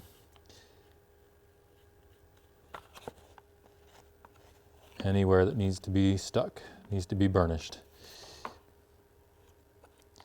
or bone folded. All right, we're getting a little bit, well, I could probably use this surface of this one more time. There we go. This is number 4.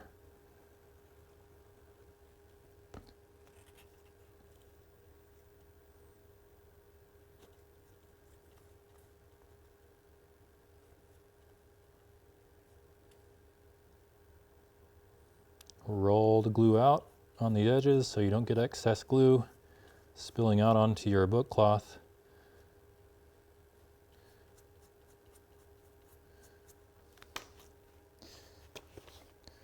Roll that over the edge of the wall there.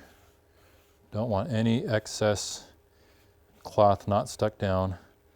And then walk it down the inside. Use your bone folder to get right into the corner there.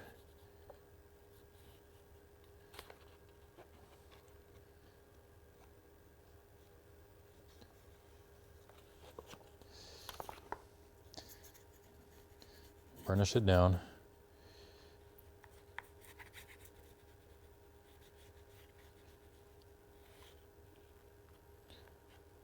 Work it in. Try to flatten things out as best as possible, including this edge right here. I'm gonna roll that around the edge there, that seam, and right there.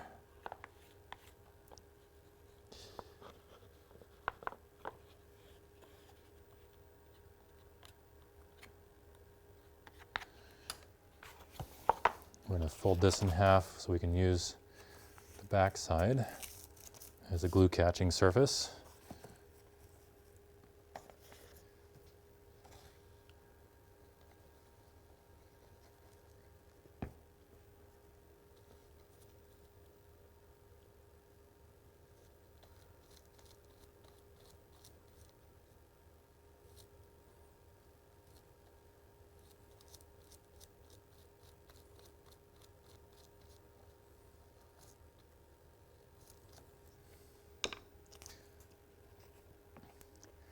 Roll it over the edge, walk it down the side,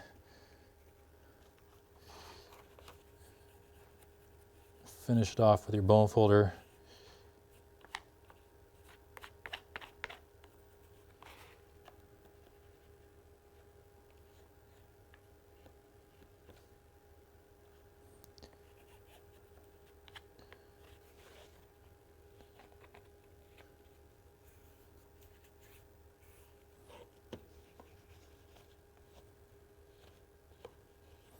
Make sure there's no open seams.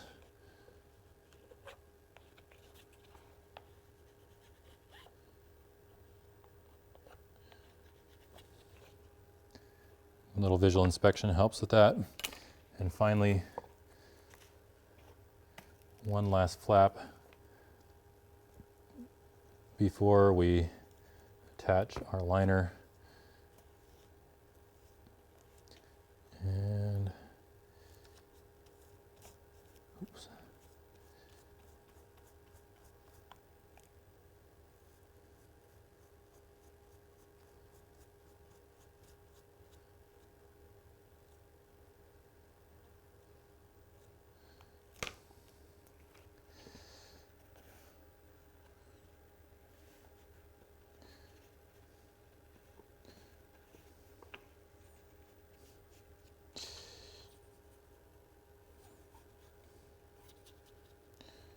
A little bit of a kink there. See if I can work it back out. There we go.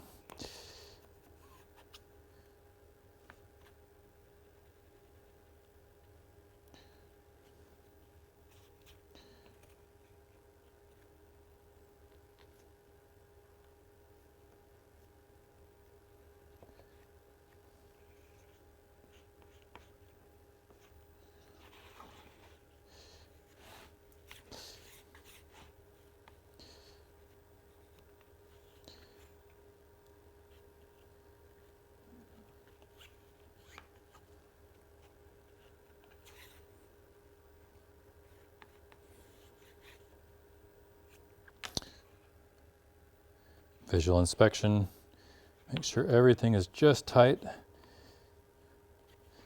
That's good.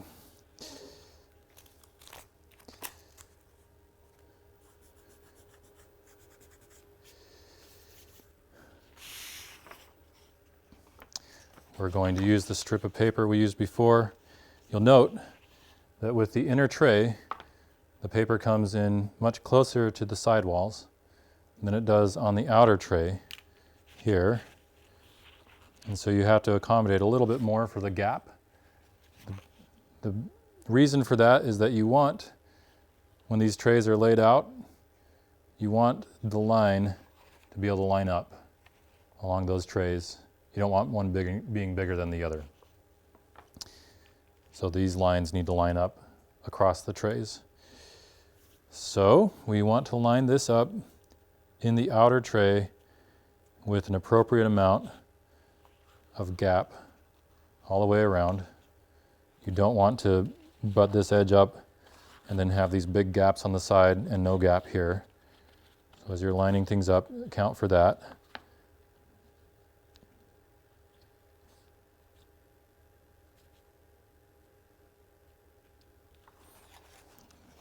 Fold it over the edge. And then we're going to line up our ruler, tear off. So now we have our flap that's going to glue onto the back side, and then we'll glue the inside down. We're going to apply some glue onto that flap.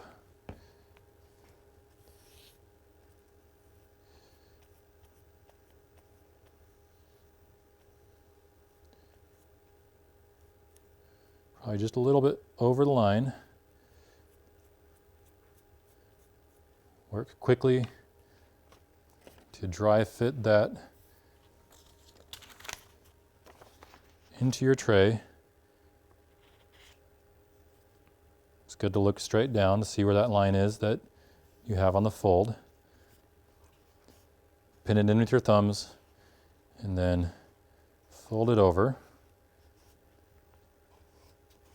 onto the back side. Burnish it down with your bone folder. Make sure that that's a good tight bond between the paper, the book board, the book cloth. And you're going to open it up apply glue here.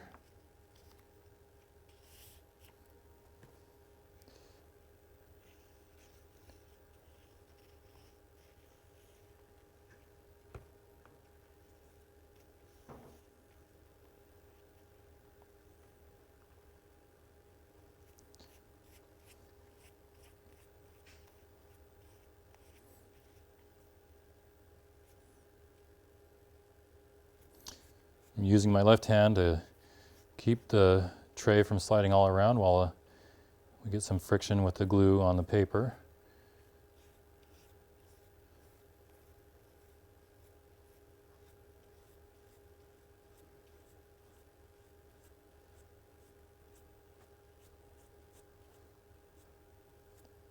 That's good.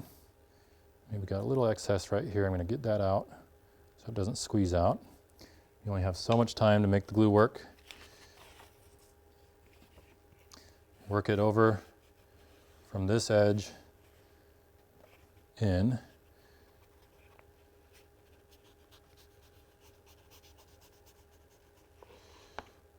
Press it down in the center, work your way out.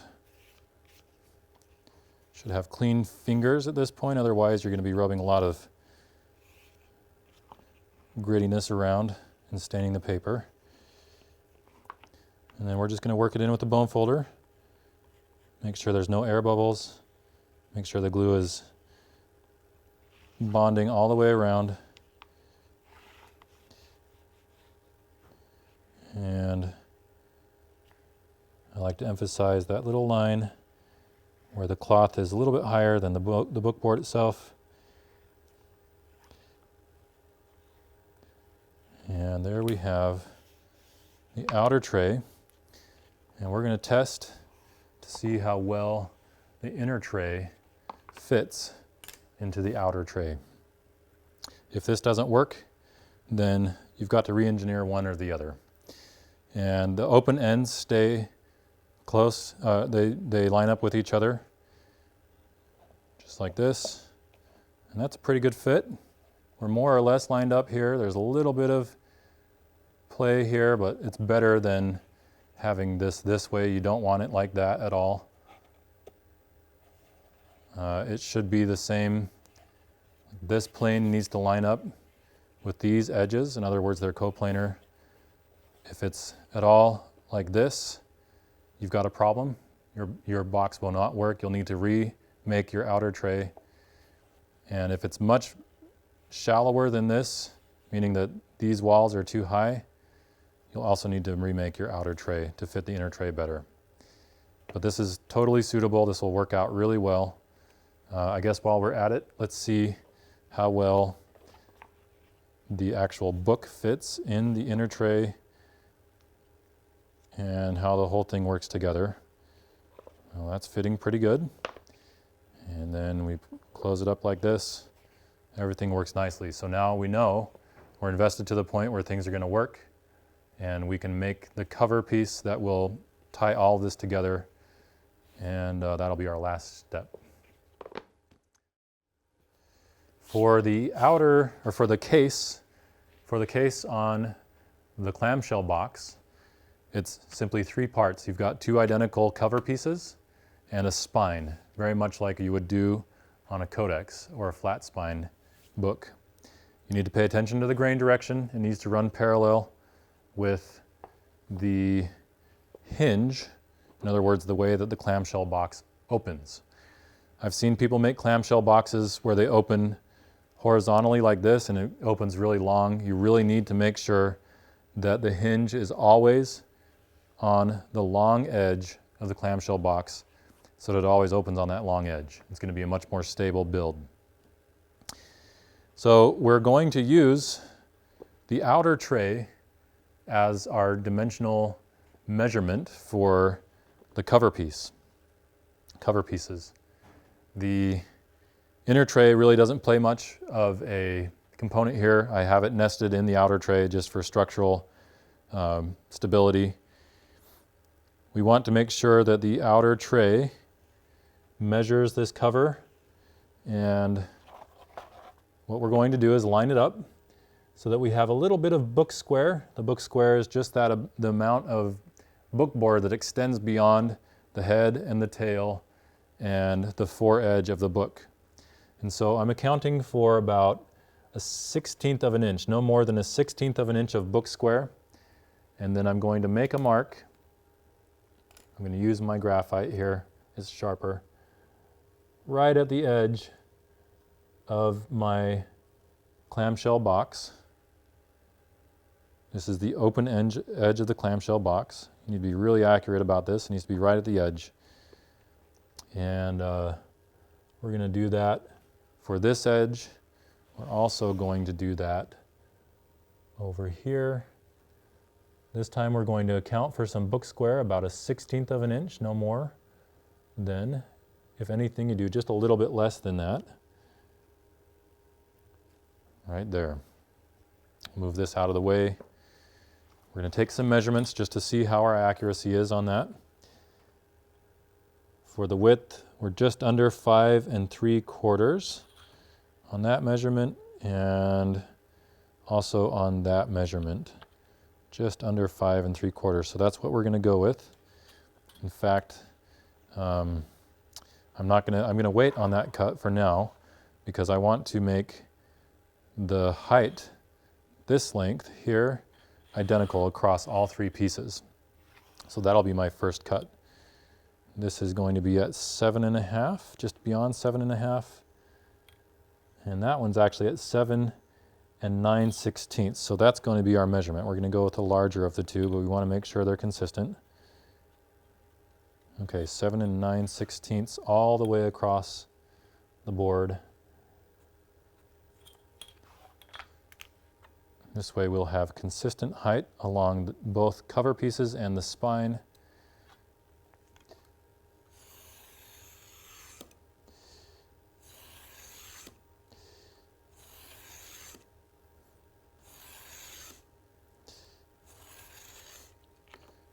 All right. Now we'll cut our cover piece A.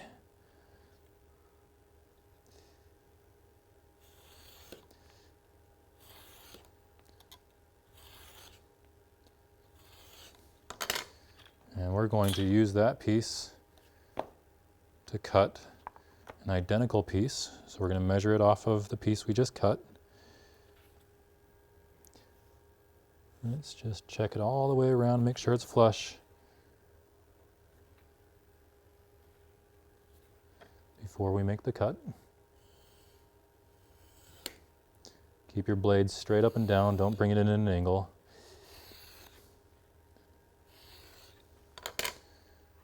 Okay, now the spine just needs to be the same dimension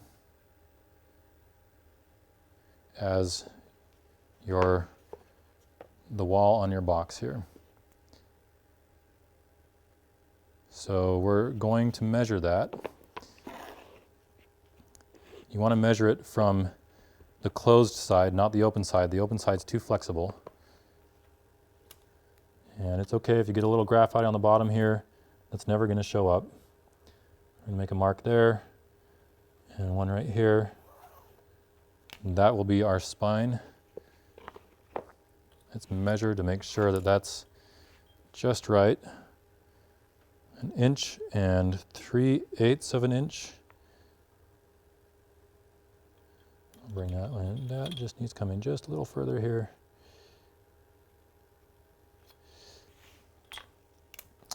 We'll double check it after we cut it to make sure it fits just right.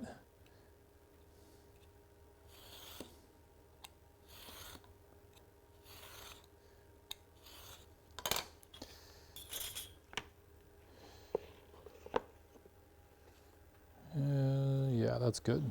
That feels just right. Maybe just a little wide. I might trim off just a little bit of that.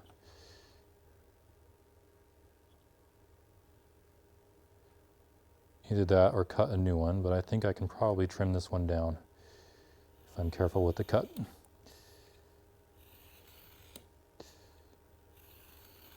I'm being really soft with the first few strokes, just to really get that groove in place.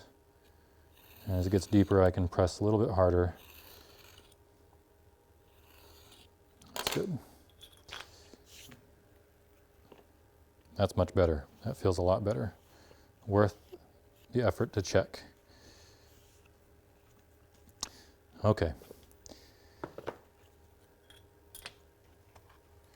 We're going to cut one last piece of book cloth, and we need to pay attention to grain direction. We haven't yet paid attention to grain direction on the book cloth because it's been wrapping around all 3 dimensions of the tray, but at this point it really does matter. The grain direction runs parallel to what's called the selvage. The selvage is this little soft piece that doesn't have paper on it. So we know the grain direction is running this way. The grain direction needs to run parallel to the hinge, which is going to be like this.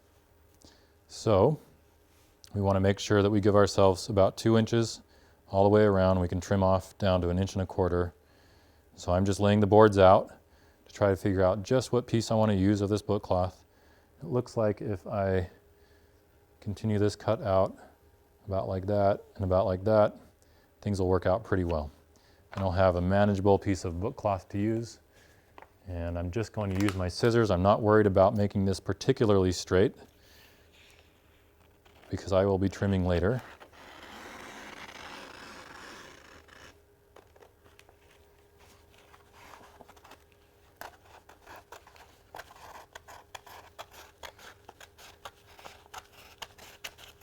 Okay, here's the cover piece there. Roll this back up, set it aside.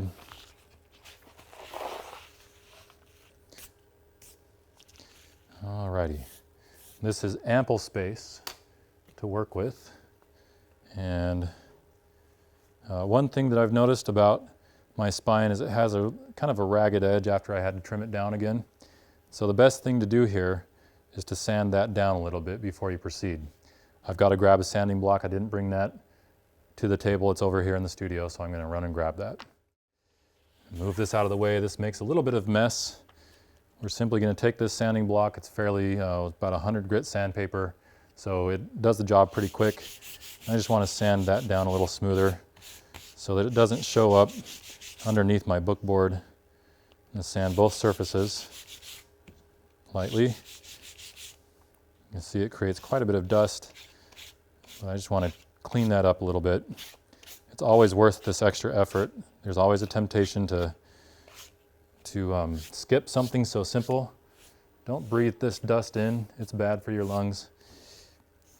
Okay, that's a little bit better. While I'm at it, I'm checking these. These look fine. The cuts are good. So we can set that aside. We do not want any of that dust entering into our glue. Creates quite a mess.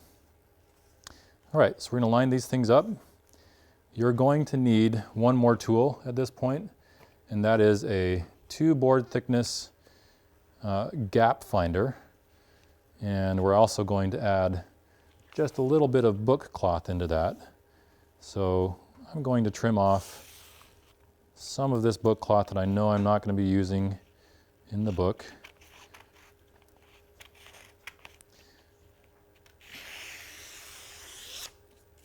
We're going to use that as a scrap piece there.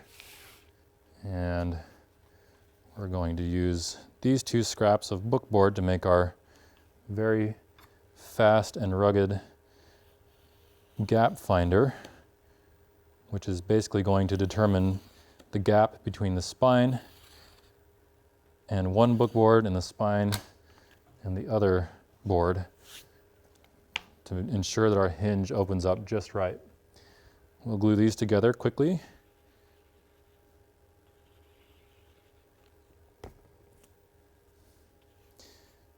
I always make sure that I make one of these for the book board that I'm using.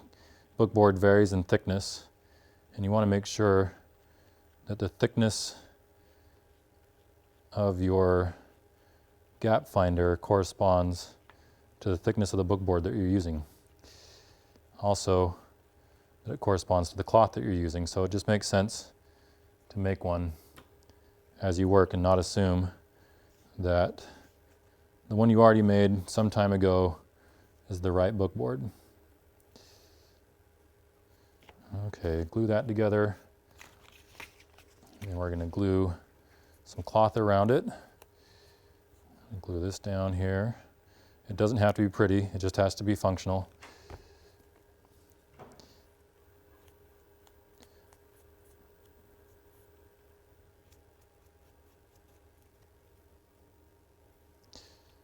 Glue that down here. And then we'll put some more glue here.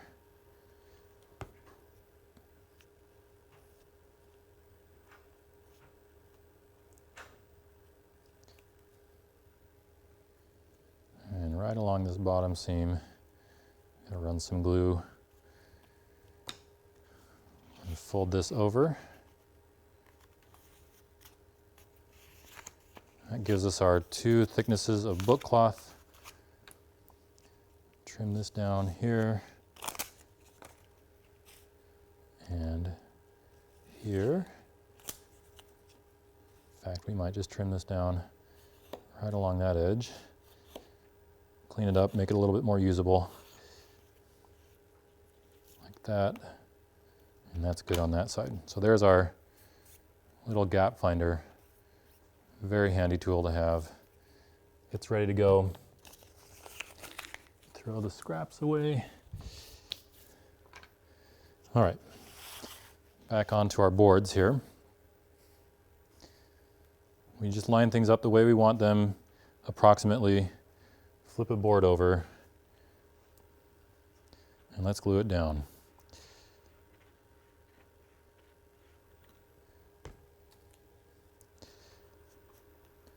Spread the glue.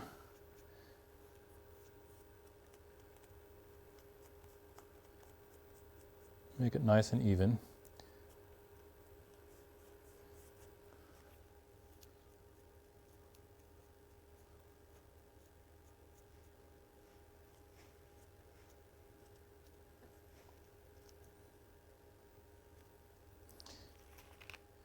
I'm going to flip it over, paste it down, keeping in mind that I'm going to trim off quite a lot of that bookboard. I've got glue on my fingers. I want to get rid of it before I start handling the book cloth. Set these aside, press it down really well, but then also fold it over and make sure that this side is also pressed down really well. Press down from the thinner portion, you get a good bond there. Okay, we're going to put glue on the spine, and that's pretty easy to do. Just hold it on there.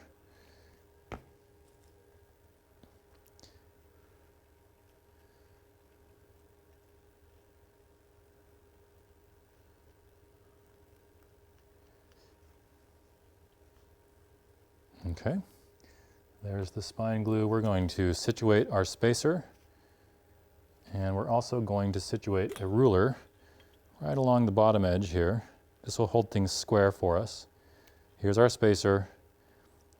I like to just put the spine in there, make sure it bunts up against the ruler, and it doesn't have to be tight against the spacer. The spacer should be able to kind of move in and out, but that ensures that our hinge will be good. Let's just make sure it has a little bit of space to breathe. That's good. Right there. Press that down. We can check that on this side. That looks pretty good. Some book cloth is a little more forgiving than others. This is pretty good stuff. Finally, we're going to glue this side down using the same method.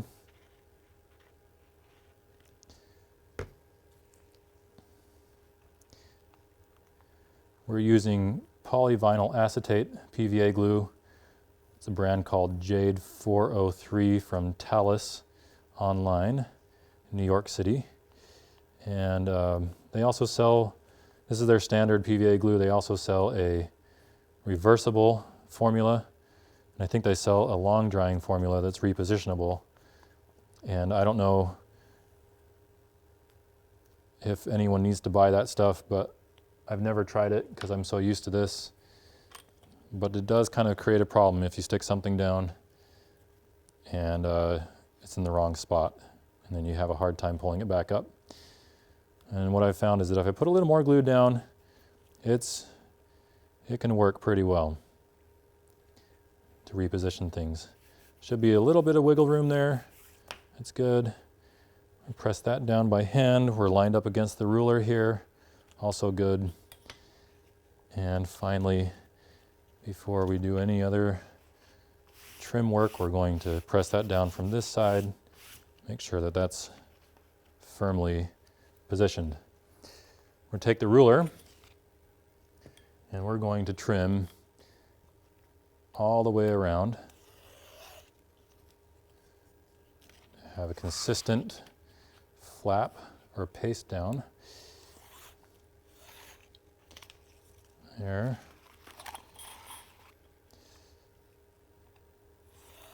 Here. One more cut.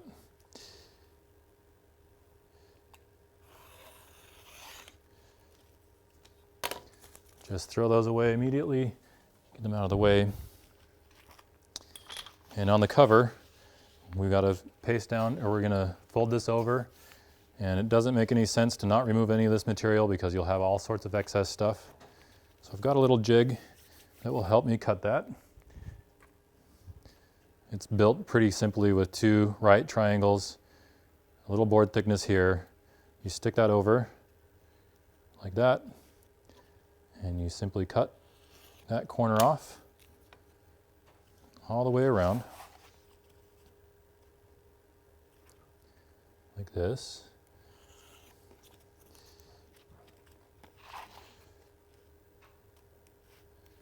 Right here.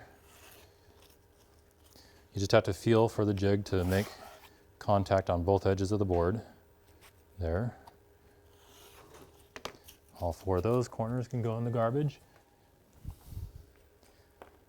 And then finally we need to cut here and here.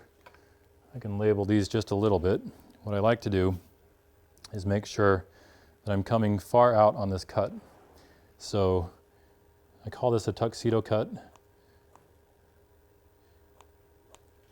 Just like that, like that. I want to make sure you don't get too close to the edge here. When you fold this over, you don't want to be exposing any of the material underneath. But this removes some of this material so that when this does fold over, your hinge doesn't get bound at that point. I don't really have a jig for that. It's just pretty straightforward cut.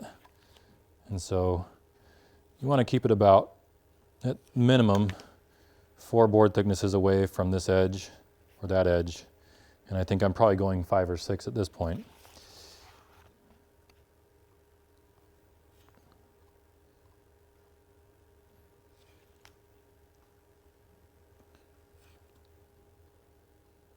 And the reason I call it a tuxedo cut is because it looks like the tail of a tuxedo at that point. I need a piece of newsprint.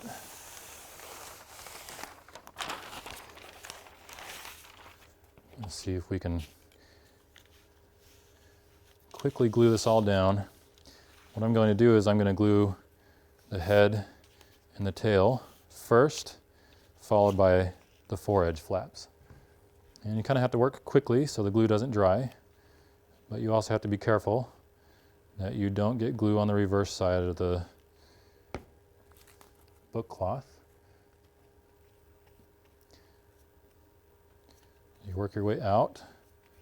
Make sure glue comes into the seam between the book board and the book cloth. Roll over these joints here, the corners. You don't want excess book or glue coming out there.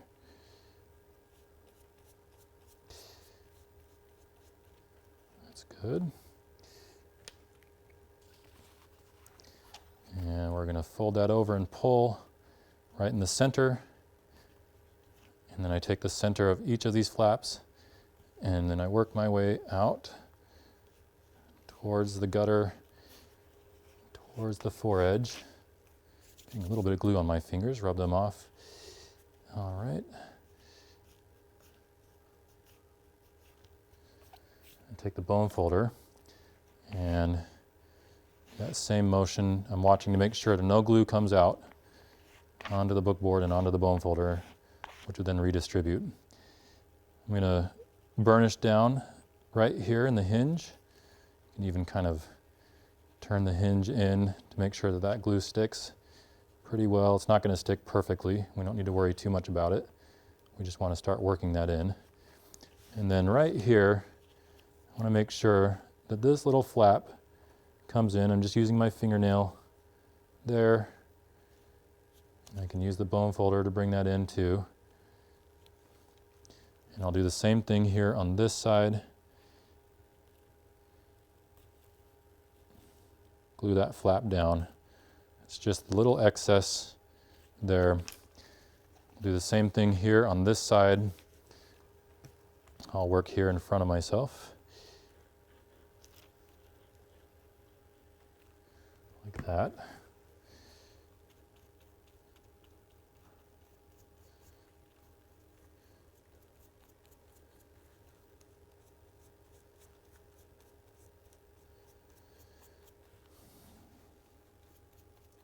Work quickly, but not sloppily.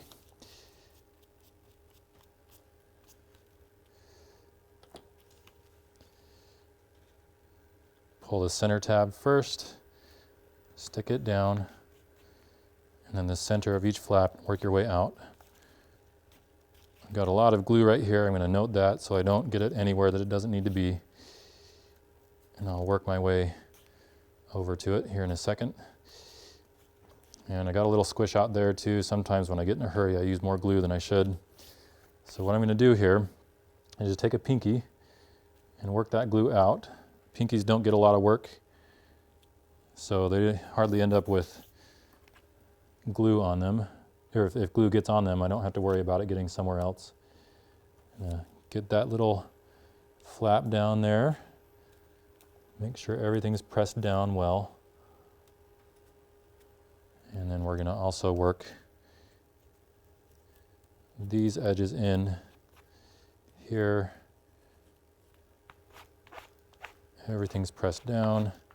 Do not want an extra string fraying off there. Pull that out. Okay, we've got fresh glue on this newsprint. I'm going to fold it over and keep working. Getting some goobers here, so I'm brushing those off. We get glue on this flap.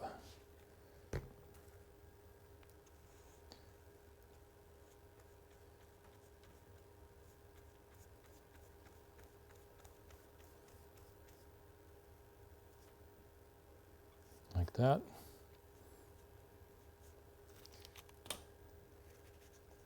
Roll that in, paste it down.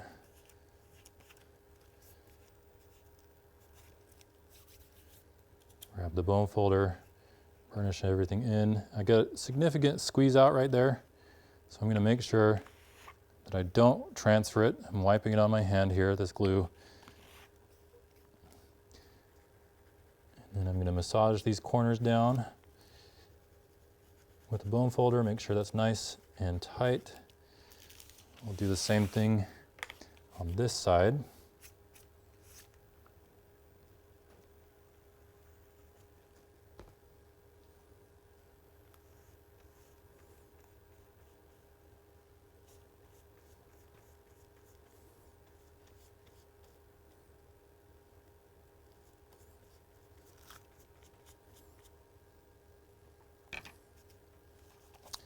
Don't need this anymore, move it out of the way.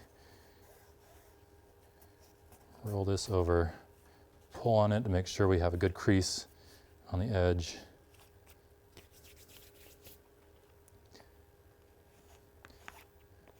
Okay, we're not using too much glue this time, so I'm not getting any squeeze out. That's good.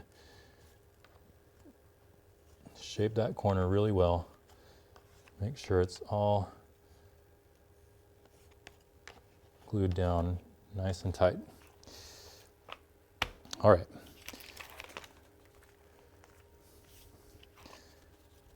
Got a little bit of some glue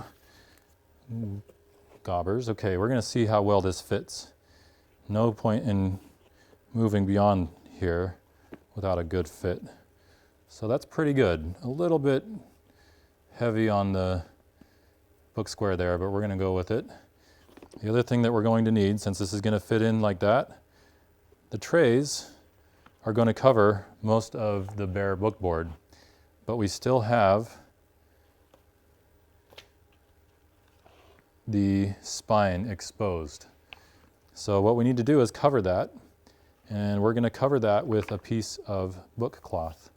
You could also work with another piece of your liner paper. I'm kind of leaning towards the book cloth mostly because it's stronger than the paper, but also because it blends in really well with the cover. So I said that I was going to be done with the book cloth, but I forgot. I still had that one piece to cut. We want to make sure that the grain direction is running the correct way. And I've been taking care to make sure it rolls along the grain so I can cut a piece probably from here. It needs to be, of course, the width of the spine plus another about 2 inches on this side and 2 inches on this side. So I can measure that and see that the width of my spine is, it's about 1.75 inches from one edge of the book to the other edge of the book, plus, so we're just going to call that 2 inches. So we really need about 6 inches of width there. And we do not want to make it longer than the length of the inner tray. So we're going to measure that. That's 7 1/16. All right, so it's going to be 6 inches wide, 7 1/16 inches tall. And what we're going to do to make this very easy, we're simply going to cut this one scrap of book cloth off of the main roll, and we'll work it from there.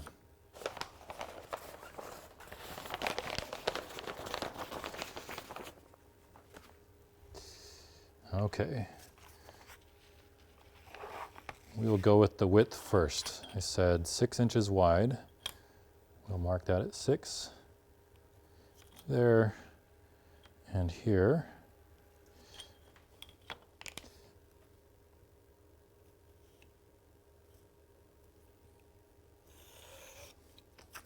Set that aside. And we're going to go with the length next, which I said was 7 1/16 if I remember correctly, but if you can't remember, measure that inner tray again, 7 1/16. Inner tray is actually 7 1/8, so I'm just bringing this down just a little bit. 7 1/16 is right there, and right there. I'll cut that down.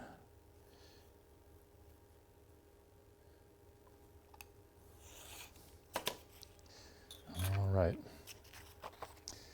So this is going to fit in like this. I don't want any of this outer edge to accidentally reveal. So I'm going to do a little bit of trimming, a little bit of beveling here. I know that I can come off of about right here and bevel it down. I'm just marking these just as kind of a guide, just like that. If I fold this in half without creasing it, I can take the scissors and just gently cut like that, and I'll get a nice symmetrical cut over on this side, right along that line as well. And that should fit pretty well over the spine.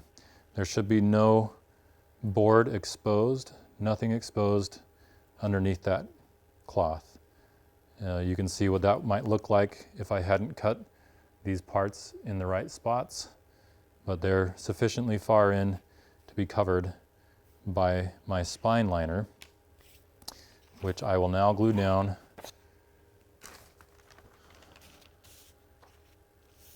We're going to spread some glue there.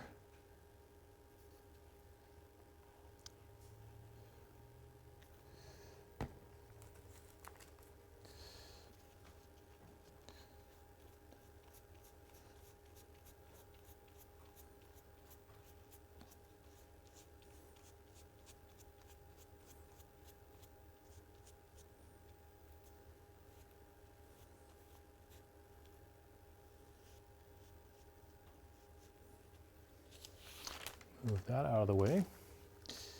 Move this back in place. Gently lay it down. You want to just work right over it so you can center it just right. And the key here is that you want to adhere the spine liner right over the spine. And then with your bone folder, come in and work your way into the hinge or the gutter and all the way across. So we're working from the center out. Same thing on this side. You can see it taking shape.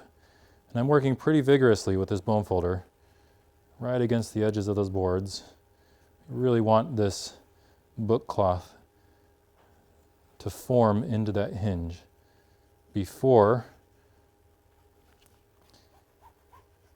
you glue down the rest of it onto the inside of the cover. And that needs to be burnished down too. Don't let anything lift. I'm going to make sure it's all fastened really tight. And you have to work fast because you don't want the glue to dry before you get a chance to glue this stuff down. But you don't want to work so fast that you accidentally glue these down before you've had a chance to put the gutters in place. So that's really important. Now that it's all glued down, I'm going in with a little bit more force on that book cloth, really burnishing it in place. Good. This is we refer to this as a pretty tight hinge. It's not meant to open beyond this point really, though it could. It's just meant to hold things in place. Okay, we can dry fit this back in. See how things work. It's pretty good. Just on the edge of acceptability with the book square being a little bit big here. I could have made my spine just a little narrower, it looks like. That would have worked a little bit better, but we're going to go with it. So the next step is to simply glue the trays in. We'll open it up and we'll prepare for that. All right. Now our last task is to glue the trays in place, and then we'll leave the box under weight to let that glue cure. The best way to make this work is to simply dry fit the trays into your box. Make sure that it's a nice snug fit against the spine here and that you are centered one way or the other. You don't want one being close to the edge and the other one being far away, the other side. So it's nice to kind of look down from the top, move things around a little bit, and then I like to make sure that I press down here and make sure that everything is nice and snug against the spine there before I open it back up. And when I open it up, I want to make sure that I open it up so that the top, the outer tray is on top. We're going to glue the outer tray in first, followed by the inner tray, even though they're both nested in there right now. So we're going to take the glue. You have to be really careful at this point, since you've dry fit everything in, that you don't shift things out of place. So I'm gently putting my hand in here on the bottom tray, and I'm going to put a lot of glue, especially here on this bare book board, and kind of feather it out towards the edges. That outer tray just moved a little bit, but since I've got my hand on the inner tray, I can move the outer tray back into place, no problem. With my brush, then I'm going to spread the glue. You'll notice if I spread it this way, the outer tray can move, but if I move this direction, I'm in good shape. We don't want to have a ton of glue at the edges of the trays, otherwise it will squish out onto the cover. We don't want that, so I'm being kind of careful. I may have used a little too much glue here. If that's the case, what I'm going to do is wipe some of it onto a scrap piece of paper and then move back onto the tray.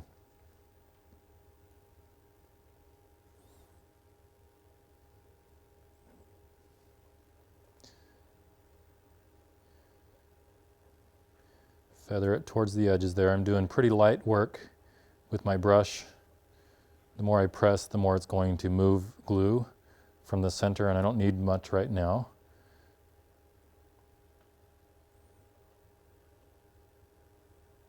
A little bit of movement on that outer tray. I can fix that in a minute.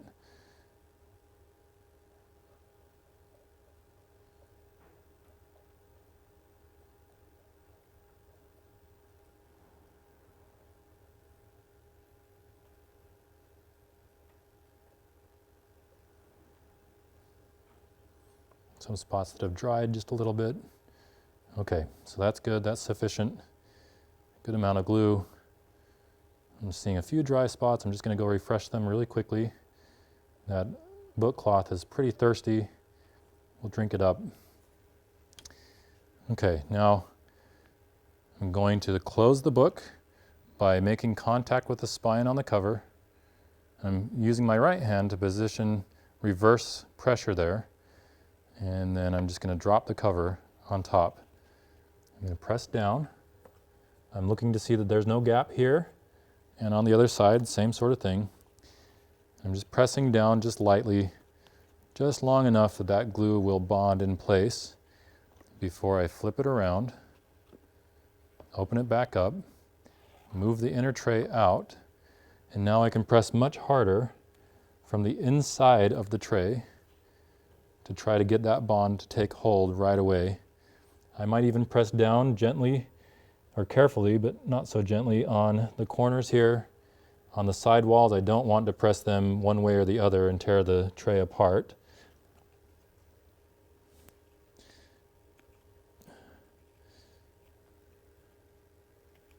Okay, that's good.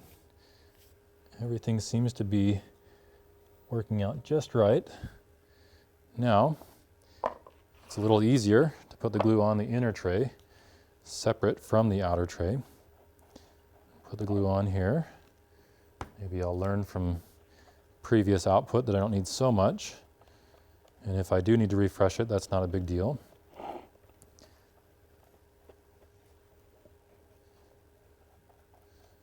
Very close. We can see the light at the end of the tunnel here. We're going to edit this down, of course, but we started probably around 9 o'clock, and it is now 12:20. I had one little mishap that may show up, may not, but it took me about 20 minutes to correct that. So this is about a 3-hour build if you're working quickly with experience. I would imagine if you've never done it before, it might take you about twice that amount of time. And you could break it up into 3 sessions. That would be very easy to do, with working on the inner tray for 1 session, the outer tray for a 2nd session, and then the cover for a 3rd, where you could add this part in where you're casing in the trays into the cover. I guess that could also be a 4th session if you want, assuming you don't have to make anything over again. There's no point in continuing when something hasn't worked out. All right, that's enough glue there. And now we simply nest it back into the outer tray. The outer tray will register the inner tray in its proper place. We close the book the same way, where we make contact with the spine onto the trays, and then we close the cover. Press down on it. You don't want to crush anything. Flip it back over. The inner tray is now in place, and we can really press down on it to get a good initial bond. If you see glue squishing out, you might have too much. If it squishes out on these seams, not much you can do about it. I guess you could take a little X-Acto knife and try to kind of lift it out, but that would be kind of a frustrating thing to have to do now. Okay, so there's the clamshell box. Closes pretty well, opens pretty well. Could be a little bit of a tighter fit for that to happen. I've noticed with these thinner book cloths like this Asahi brand, they seem to be a little less friction so they don't hold things together pretty well, but this will work. The last thing you've got to do, I've got these 2 pieces of board here, and I'm going to position them over the trays like that, and then I'm going to put weight on top to hold things down. You could use all the textbooks that you didn't ever open up in college to do that. I'm actually going to use some spare small lithostones that I have, and they will be sufficient amount of weight to hold that in place. There's one there, and that's a big one. This one actually will be just fine here. That's enough weight to hold things down a good hour at the very minimum, and that will be ready to go. Hope you've enjoyed watching me make clamshell box as much as you'll enjoy making your own. Thank you for your time.